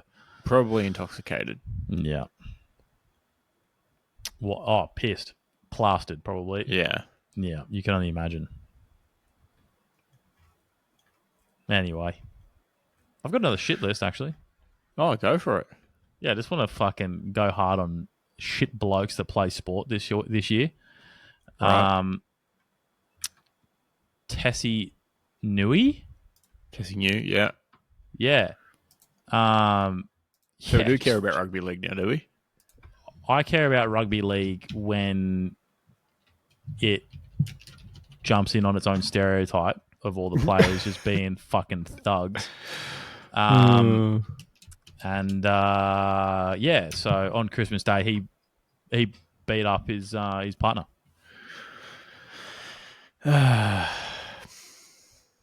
Can't get out of their own way, can they? NRL players. No.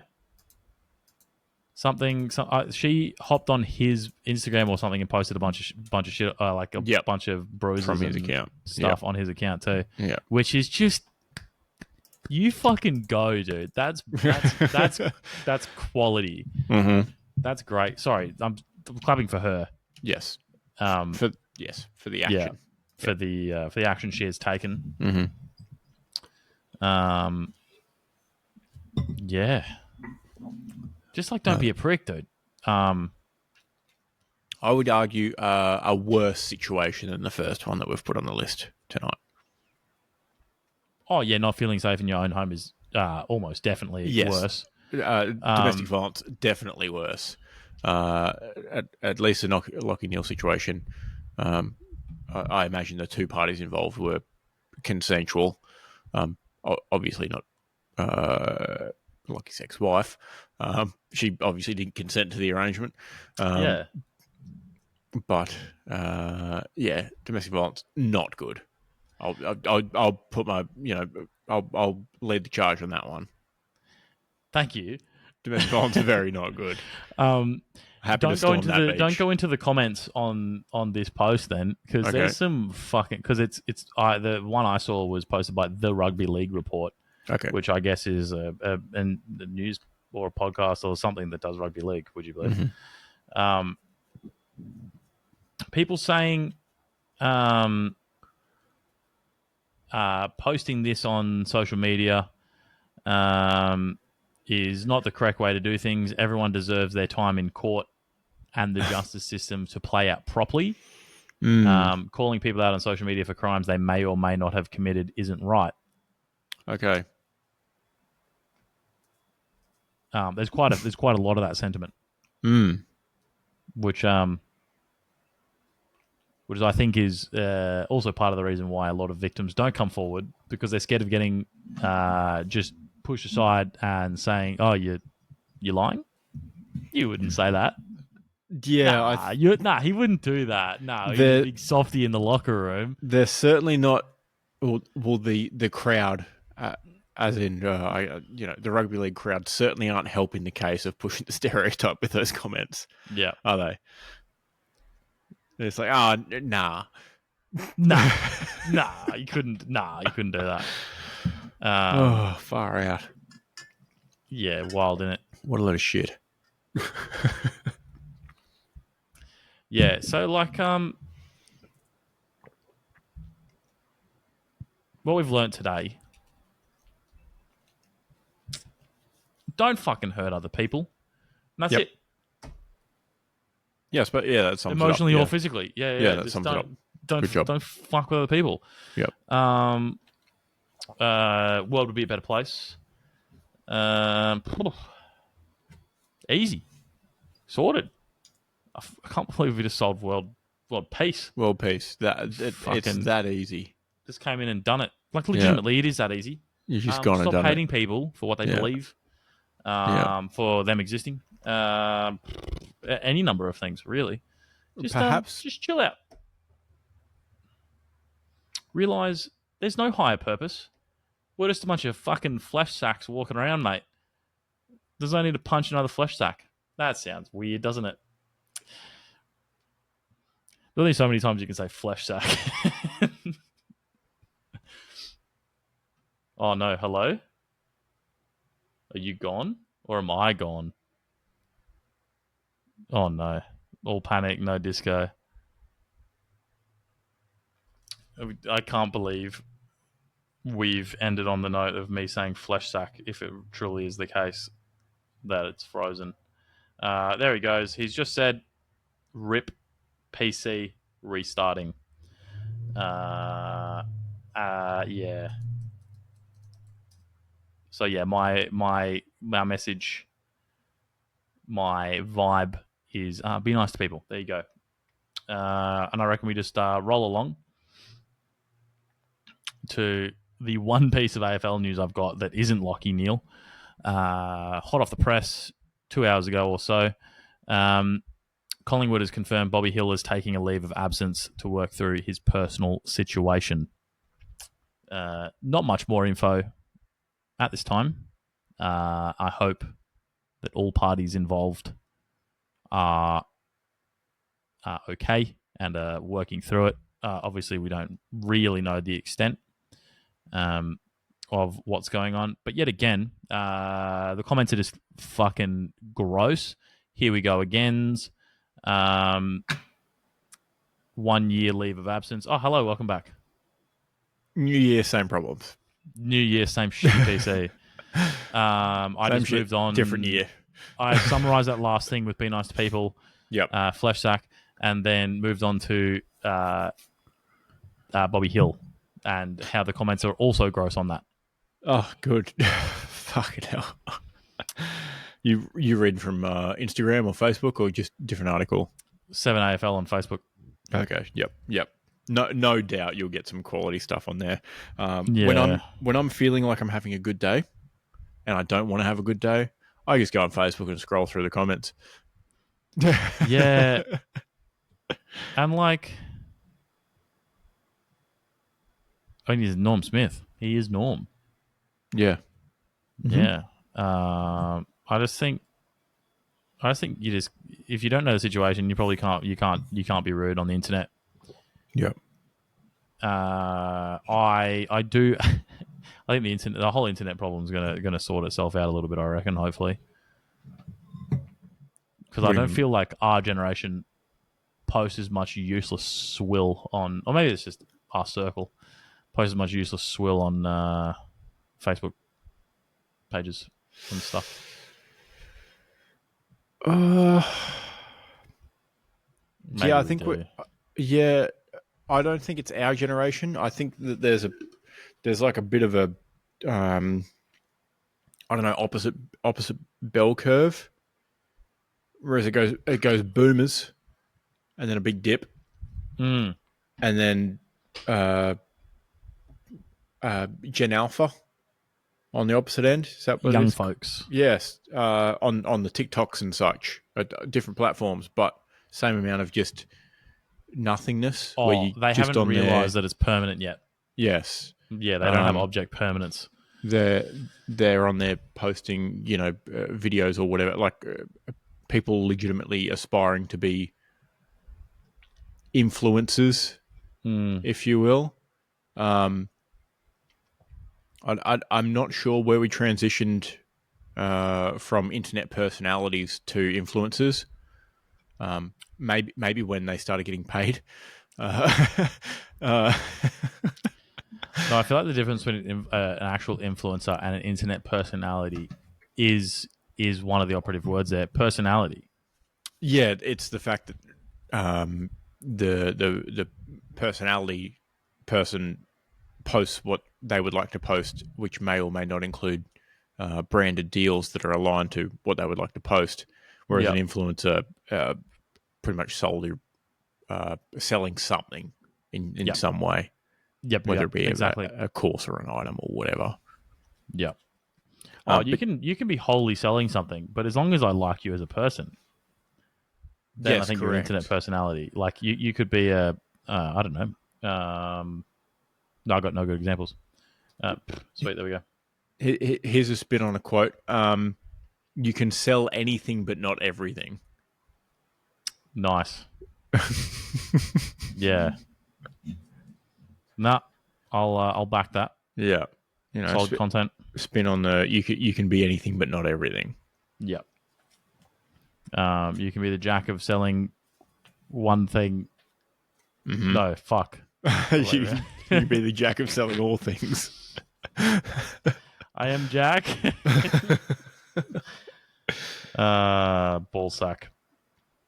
Sorry, flesh sack. Flesh sack. Can I call this episode Flesh Sack? Sure. Why Thanks. Yeah, like it'd be rude not to. Mm-hmm. New Year, same Flesh Sack. I feel like Santa would probably use some sort of leather pouch anyway. It'd be more durable.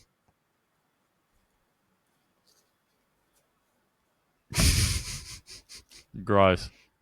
It turns out Linkin Park coming to town. I've got all these Facebook tabs open, so of course one of them refreshed. Yep. Linkin Park coming to town. Polaris opening for them. That's actually insane. They're way screamier than Linkin Park. That's funny. Anyway. That's my AFL news done. Oh, no, it's not. I've got one more piece, but it's an excellent segue to cricket. So Okay. if you want to do cricket after this. Okay. Again. Yep. So at the cricket, Sydney Swans coach, Mm-hmm. Coxie, Oh, yeah. in the SCG members area, holding on for fucking dear life, sat down. He was all over it. he had Skewy in one hand, other hand firmly grasping the railing. Mm-hmm. Alyssa Healy had a crack at him in good jest. Why is he holding the railing sitting down? And such. Is he going to fall over? He will let go of that railing as soon as the stadium stops fucking spinning. All right? Yeah. He was playing to the conditions. Yeah, you absolutely know. He would midst Bo Webster spin right there. Yeah. He was sitting in a puff of dust and just turning away in that seat. If he wasn't grasping that handrail, he would have been on the floor, no doubt. Yeah, it would have been absolutely fried. No doubt. Now, I think I saw a thing. I wasn't sure if it was a joke. I feel like the Sydney Swans hopped on a party boat, or there was a video of them partying on a party boat, or at least they said it was on the coverage. I don't know if that was a piss take or if they actually got a party boat for it, but potentially, because I googled it real quick. Potentially they did. Potentially they didn't. Mm-hmm. Do with that what you will. Okay. Very good. I had something written down that is also footy and cricket related. I think what we might need to do to produce the best cricketers, or keep producing the best cricketers, is make sure they're footy players who are cricketers playing footy in the off season to stay fit. Yeah. I.e. Alex Carey. Seems to work. Yeah. He's the fittest bloke on the team. Who would have thunk? Guy who played the sport that was designed to keep cricket players fit in the off season. Yeah, weird. Very good at cricket. Uno reverse, if you will. Yeah. Maybe not for like a fast bowler. Possibly not. No, I'd be worried about injuries, load management. They cop enough as it is. Mm-hmm. All rounders. Could you imagine Nathan Lyon? He's just in the pocket, dribble kicking in goals around the corner, and then he brings it out to the middle. He's built like Willie Rioli. You're gonna have a fucking crack. Oh God. Yeah. Yeah. Why not? Fucking let him have it. Yeah. Have a go. Now hear me out. I've got a lot of cricket here. Okay. Some good, some bad. We are in summer, so have at it. Are you ready for some bad? Sure. Kevin Peterson, for a start, some bad. Yep. He X's on the platform formerly tweeted as X or tweets or something. Yep. Yeah, he did a thing on the internet. Yep.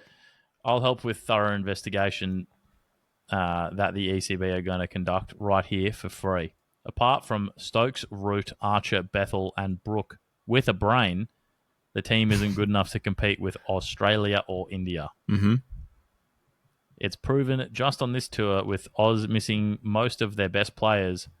All the pre-tour game chat, discipline chat, and now investigations, they are now mere distractions. It's very simple, as I've stated above. Happy to hear your thoughts, as always. I mean, he's not... I don't think he's wrong. I think Archer's a stretch. Archer's a stretch. I was going to say Archer's a stretch. Archer's a stretch. Kev's scared of him. Doesn't want to get on his bad side. Yep. Puts him in the list. Mm-hmm. Brook, Bethel, Root, and Stokes. Absolutely. That's the team's backbone until the old fart retires, and then the backbone just shrinks. Crumples. There's no replacement. Yeah. Oz missing most of their best players is a stretch. That's a stretch. Most of. But we were missing pretty much a full frontline bowling attack. Stark, Boland. Yes, but when you have, two of the 4 best bowlers Australia's had for 10 years missing, Nathan Lyon essentially played one test because he bowled like an over in the other one. Oh, I forgot about Gaz. Yeah. Actually, it might be most. Yeah, it might legitimately be most. If you poured across, if you have 3 out of your 5 bowlers out, almost most. It's not most of Australia's best players, obviously, but like over the course of the series, I guess if you go Smith out, Cummins was back for that. Yes, but Smith did miss a test as well. He missed Adelaide. Yeah, but Cummins played Adelaide just to hold the fucking trophy up the prick. Yeah, pretty much.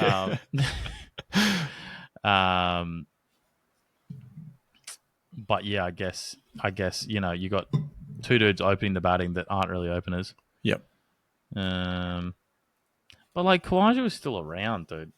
That's why I feel like it just feels like we've got depth. Like it just feels like the gap potentially between the best and the next lot of best players just isn't as large between the gap between our second best and the England team. Yes.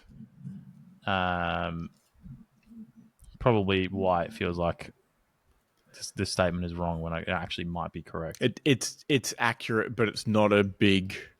It's not like we rolled out, Johnny third grade and his 3 mates into our bowling attack. It was just the fact that we've had exceptional bowlers for years and years and years, and the other exceptional bowlers who are not that far behind them,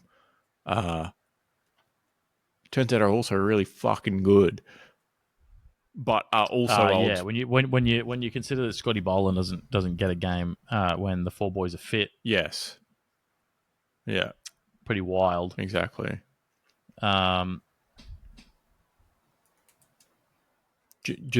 come full circle on Cam Green, by the way. All the way just back. Drop him out on Cam Green. Yeah, just drop him. Surely, yeah. Just drop him. Give Bo Webster 2 years. Yep.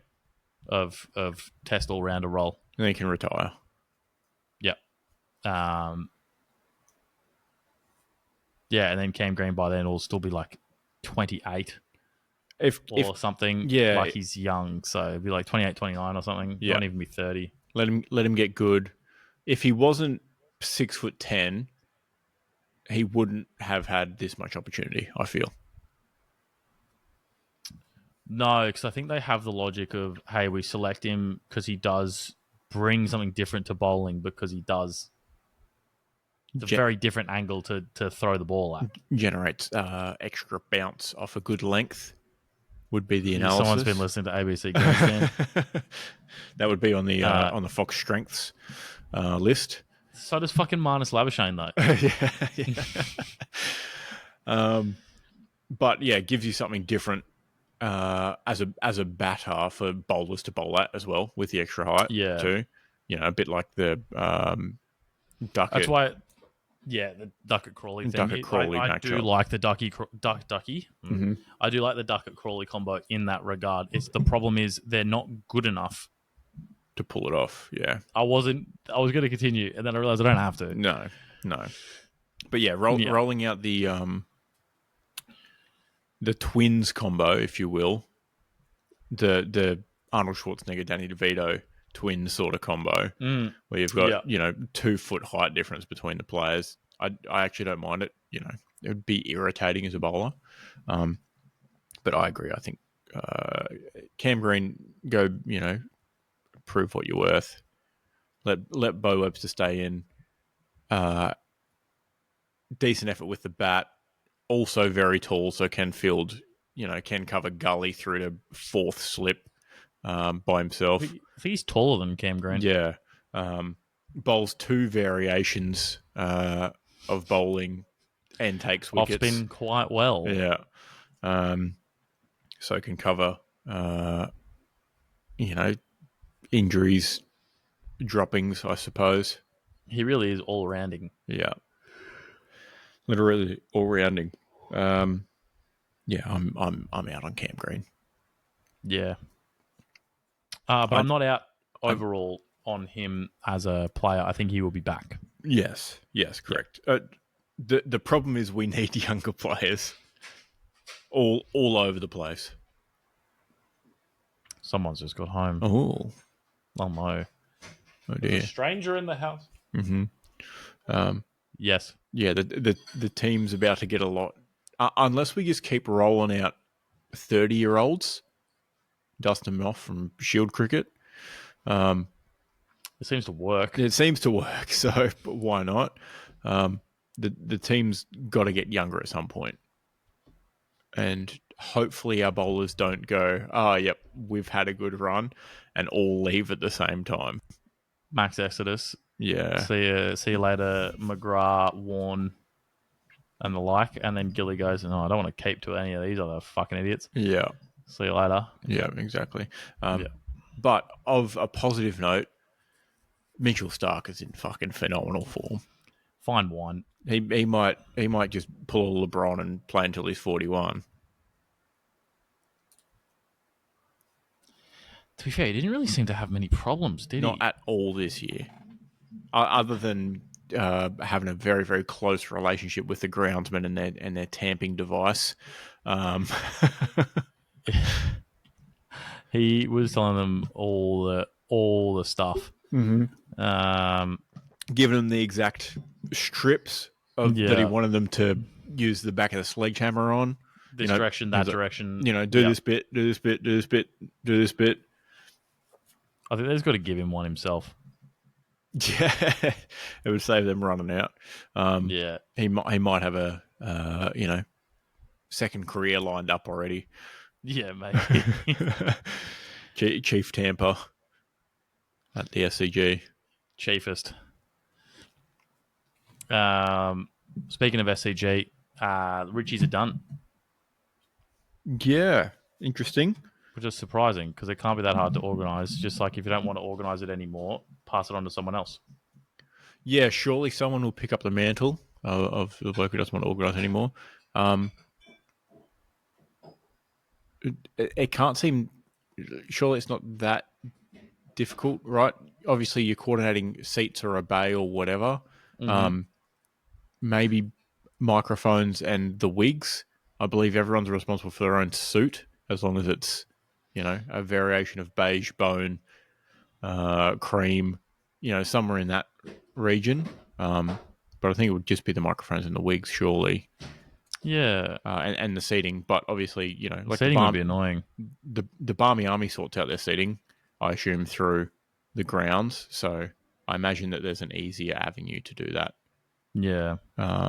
Through a specific contact. So I imagine it will continue in some sort of sense. Yeah, someone said time to start the Warnies. I think that's too much blonde. Not the same. Not quite the same, I don't think. Yeah, Although a bit both gross. both leg spinners though, so maybe. One of them a lot more famous for their leg spin. Yes, I think the big thing is the the fame from the broadcasting and the suits and the Yeah, commentary for sure. yeah, I think it's Um, way cooler because you get the microphones. Like, they got yes, little Channel 9 things on them too. It's actually yeah, wild. yeah, they're pretty cool. So fingers crossed because that's always a very cool sight to see. Yeah. And they had the trumpets out playing the Nine Wild World of Sports theme and stuff like that. You could hear it on the radio broadcast and They everything. It was played it great. at 2:22. Yeah, yeah, Someone says that they should do the boonies, yeah. the Maybe David Byrne, and there'd be a very dangerous group of lads after 48 beers. yes. Um, would you only do it at Hobart tests? Problematic then, isn't it? Yeah, once At the every first so indoor often. test, it'll be fine. Oh, Oh, and one more SCG fact: Travis Head rounded out every scoring a test century at every venue he's played at in Australia. yep, yep. So that's 1, 2, 3, 4, 5, 6, 7 grounds for a total of 6, 7, 8, 12 centuries. Mm, What a guy. very good. So you can just kind of, be a little bit older and be really good at cricket. How was True. he? How old was he that other Ashes? He looked completely different in the test. I mean, he's 32, so it would have been 28. It's not In incredibly young in the test. oh yeah, yeah, not incredible. Yes, true, Yeah. true, true. He had no Um, moustache back then too. Weird dude. mm-hmm. Gross. I could rattle off stats from Sir Swamp Thing all night, but I better not. Oh, you sure? Well, I'll go one last one. Jacob Yeah. Bethel is the only cricketer to be averaging single figures in first knocks and triple figures in second knocks in Test cricket. First innings average 9.16, second innings average 100.5. What? That is a wild stat. That's incredible. Because he's only played Holy two shit. tests. Yes. Still, that's insane. That is a wild stat. They probably should have brought him into the series earlier. The fucking idiots. Mm. Anyway, silly gooses. Yep. Yep. Do you want the meme roundup of the cricket summer? Sure. I'll rapid fire you. Yep. English cricketers stay within working holiday visa guidelines after working only 18 out of 60 days. Nice. Very good. Iceland cricket tweets Venezuela has oil, Greenland has rare earth minerals. Luckily, Iceland only has volcanoes, glaciers, and very average cricketers.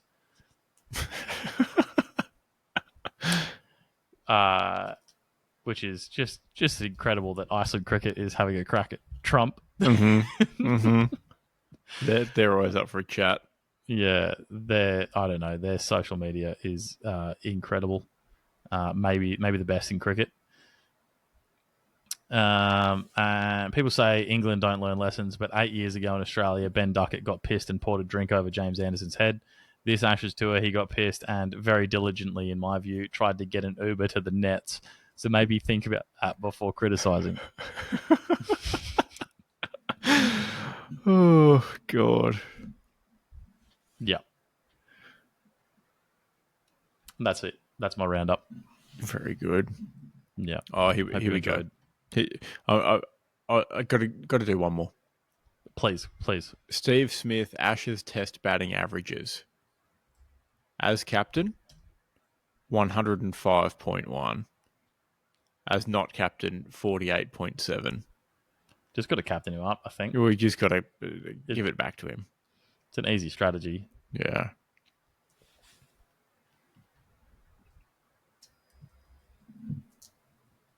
And I'm fresh out of cricket. There we go. That's it Alrighty. for cricket top. Anything? What else we got? Anything else on here? Football in it, maybe. If you got, how much Bit of time we got? football in it. We just hit 2 hours. You want to talk football in it? Anything football in it? Do you want to round up? Give you a roundup. I just sent you a new ice cream flavour at Gelato Messina. It's a flavour I think you'll enjoy. Let's have a look at this. Called Old Greg. Shoe not provided. Bailey's gelato with butterscotch sauce folded through. Shoe not provided. Yeah, Lovely. incredible, hey? Pretty good. Oh, hell yeah. And I don't know where your latest Messina is, but... Oh, fuck. No idea. Surface Paradise, probably. Probably, yeah, probably. I love one of the preview comments underneath. I call this one Old Greg. Yeah, yeah. Yeah, pretty good. Plenty of Bushi references in the commentos. In the chat. Shout out the chat. Yeah, hey chat. Makes me sick, dude. And then I've got an injury and transfer roundup. So Alexander Isak got his fucking leg snapped. Some prick from Tottenham fucking came through and just hit him with the old 1-2 fractured leg. Not even a foul on the night, as far as I remember. It was in the box too. So do with that what you will. Mm-hmm. Connor Bradley twisted his knee as he cleared a ball out of bounds today in today's game. And Gabriel Martinelli, as Connor Bradley was on the ground, Gabriel Martinelli dropped the ball on him. And then also, because he was in the field of play and Martinelli thought he was time wasting, he pushed him. Dude is on the ground, grasping his knee, his knee's cooked. And he's gone ahead and pushed him. The FA is going to be fining him. He didn't even get a card on the night, which I think is horse shit. But yeah, the FA is going to take further action because he's a flog. So that's nice. And then, the news roundup of everyone sacking everyone. Chelsea sacked Maresca. Even though he was doing, pretty okay. Mm-hmm. He was awarded Manager of the Month in November, and then 3 weeks later he was fired. Mm-hmm. That bloke and Ange handshake meme. Yeah. Maybe it's just London clubs. Oh wait, no, it's not, because United also fired their manager. And guess who won Manager of the Month before Maresca did? Oh dear. Yeah. Top comment on that is Trump was the last person to win a peace prize. Mind you, it was a football peace prize awarded by FIFA. So explain that for starters. Anyway, so that's good. That's one of the memes. With Amorim sacking, the famous streak of Matthias de Ligt will once again continue. Every season since 16-17, he's started a new season under a new manager. Wow. Every single season. Oh, man. Yeah. Kind of cursed. It's not his fault. United would have fired him anyway. And then, another funny one. Nuno Espirito Santo started the season managing Forest. Mm-hmm. Lost 3-0 to West Ham. Mm-hmm. Is now managing Forest. Is now managing West Ham. Lost to Forest. Same season. Can't catch a break in that fixture.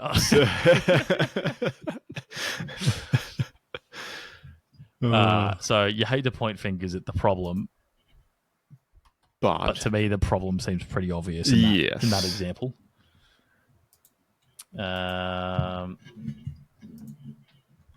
And then in one Liverpool meme, Liverpool's worst start to a season, fourth with 32 points. This was posted December 28th. Mm-hmm. Fourth with 32 points. Man United's best season in years, 6th with 29 points, and Chelsea title challengers 5th with 29 points.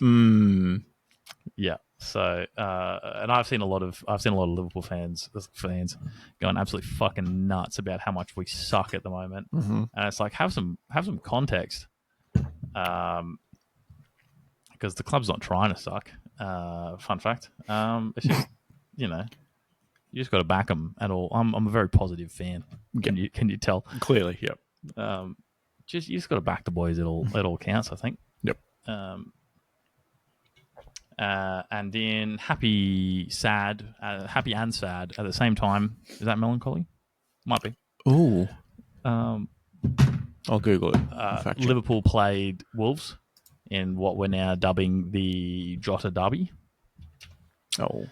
His kids were the team mascots that walked out with Big Verge. Mm-hmm. So delightful. And then the first goal was scored, or one of the goals. Yeah, opened the scoring was Ryan Gravenberch, who wears the number 38, which is Diogo's number 18 that he wore at Wolves and his number 20 that he wore at Liverpool combined. Wild. Yeah. So you love to see it. It's not bad. And that, Liverpool signed some under 17 prodigy wonder kid centre back from Senegal, who will join the under 21s team. So we won't see him for a hot minute. Mm-hmm.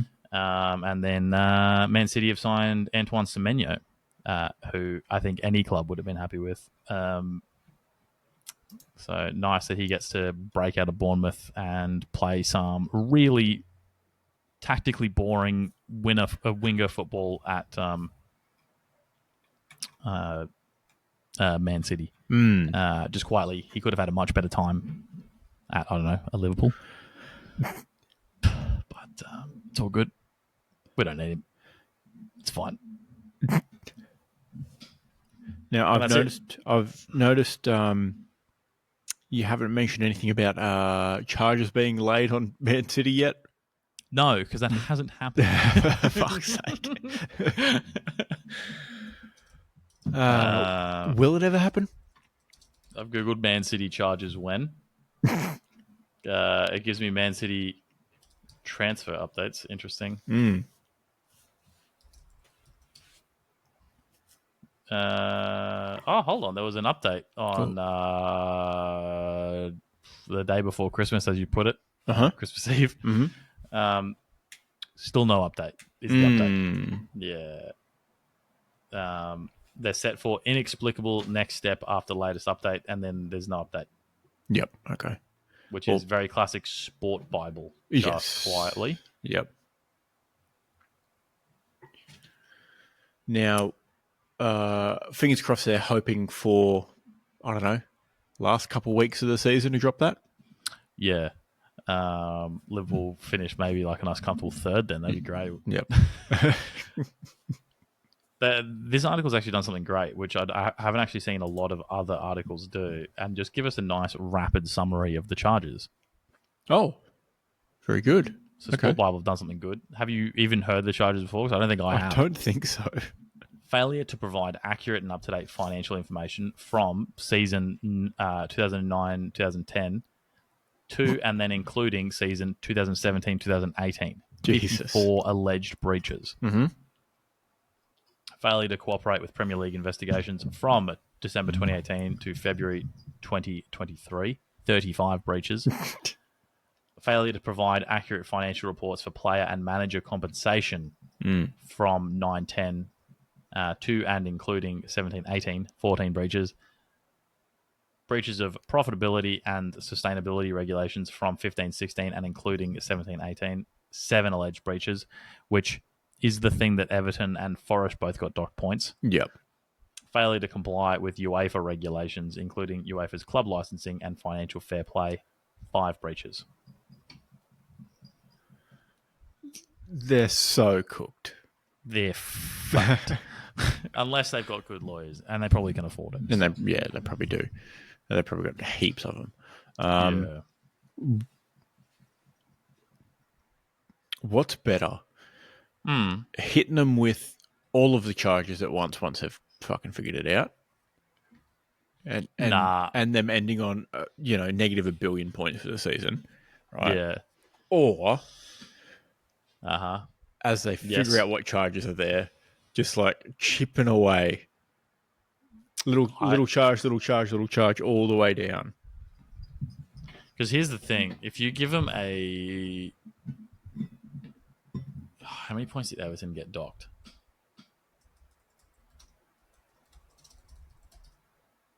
They got a 10 points, reduced to 6 on appeal for one of them. Yep. So, and I think the appeal only worked potentially because they were working with them Yep. on their breaches. They were very open and honest about it. Yep. City have not been, it seems. Mm-hmm. So, given that there's, I don't know, a billion things there, give them 30 points a season until their points run out. Yeah. Because that would get them out of all the European places. Mm-hmm. They'll be mid-table giants until all the incoming players just dry up, because all the incoming players go, you've got a 30-point deduction until the end of the decade. Yeah. Why would I want to come play for you? We're starting with negative 30 points. I feel like that's probably the it would deal the most damage, I think. Yeah, and also the most reasonable. Like, you can't expect the FA to go, oh, fucking see you go play fourth league football. Like, you've been deducted a billion points. See you in the fourth league. I think that would be fair. We'll see you in 5 years. But I think they understand how much terror that would cause on the lower leagues as well. Yes, exactly. It would be negative down there, and negative overall, because Man City is obviously a huge money maker for the league. For the league, but also financially, the club would probably go bust too, because they would lose Premier League money, they'd lose sponsorship money, and their players wouldn't like. I mean, they might have relegation clauses, but you have to imagine they're not thinking about that when they're signing a contract for Man City. Yeah. I think having a relegation clause probably wouldn't be very sensible. Yeah.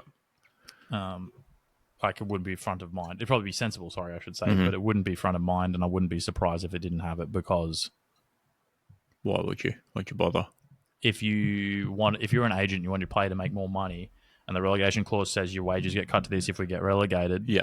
If you're an agent, you just go, mate, you Man City, you're not getting relegated. Get that out of here. That's my one problem with the contract. They'll probably just get rid of it anyway, right? So, spot on. Yeah, they're not going to go, oh yeah, take away a billion points. I think we know that. As fun as it is to joke about, then they're not going to remove their license as a club. Yeah, damage over time might be a funnier option. Legitimately, I think damage over time is the funnier option, and it probably doesn't ruin everything. No, completely. Because it keeps them in the Prem, which, as much as they don't deserve to be at that point, it is potentially causing chaos for other people if they get absolutely hammered. So, cause them damage over time. If they get relegated on their own accord, they'll do it because they have gotten worse. Yep. And they will have put in appropriate planning to not go bust if they get relegated. I would hope. I don't think they give them parachute payments if they go all the way down to fucking non-league football either, quietly like they do if they bounce into the championship. So, good fun. All right, should we flip a coin? Sold. First flip of the year. It is my flip. I got this water bottle out of the fridge right before we recorded, right? Yep. It's been 2 hours. That's warm. Warm. So warm. Love that for you. Good for digestion. All right, flipping. Here we go. Who is it? Who is it? My flip. Okay, sorry. Yeah, First, cool. Had me worried there, mate. First flip of the year, my flip. Tails. The mouse bounced on me. Oh, great start to the year. What a start. What a start. We're on. I can't believe you had a false flip to begin with, though. I know, right? The mouse jumped on me. And I almost clicked on some dodgy ad on the bottom of the screen. Oh, no. So, yeah, that puts us at 1 for 1 for 2026. Yep. 100% hit rate. 100% hit rate this year. Stop the count, they're saying. Yep. 35 and 25 for myself overall. As a team, 82 and 80 in the positive. Love that for Thanks us. for carrying. Yeah, appreciate it. Love that for us. All right. Thank you, Keelan. See you next week. Yeah, it's going off. I was trying to think of a new sign off for the year, but Scrap that. Yeah, it's going off, mate. Hits. Front foot.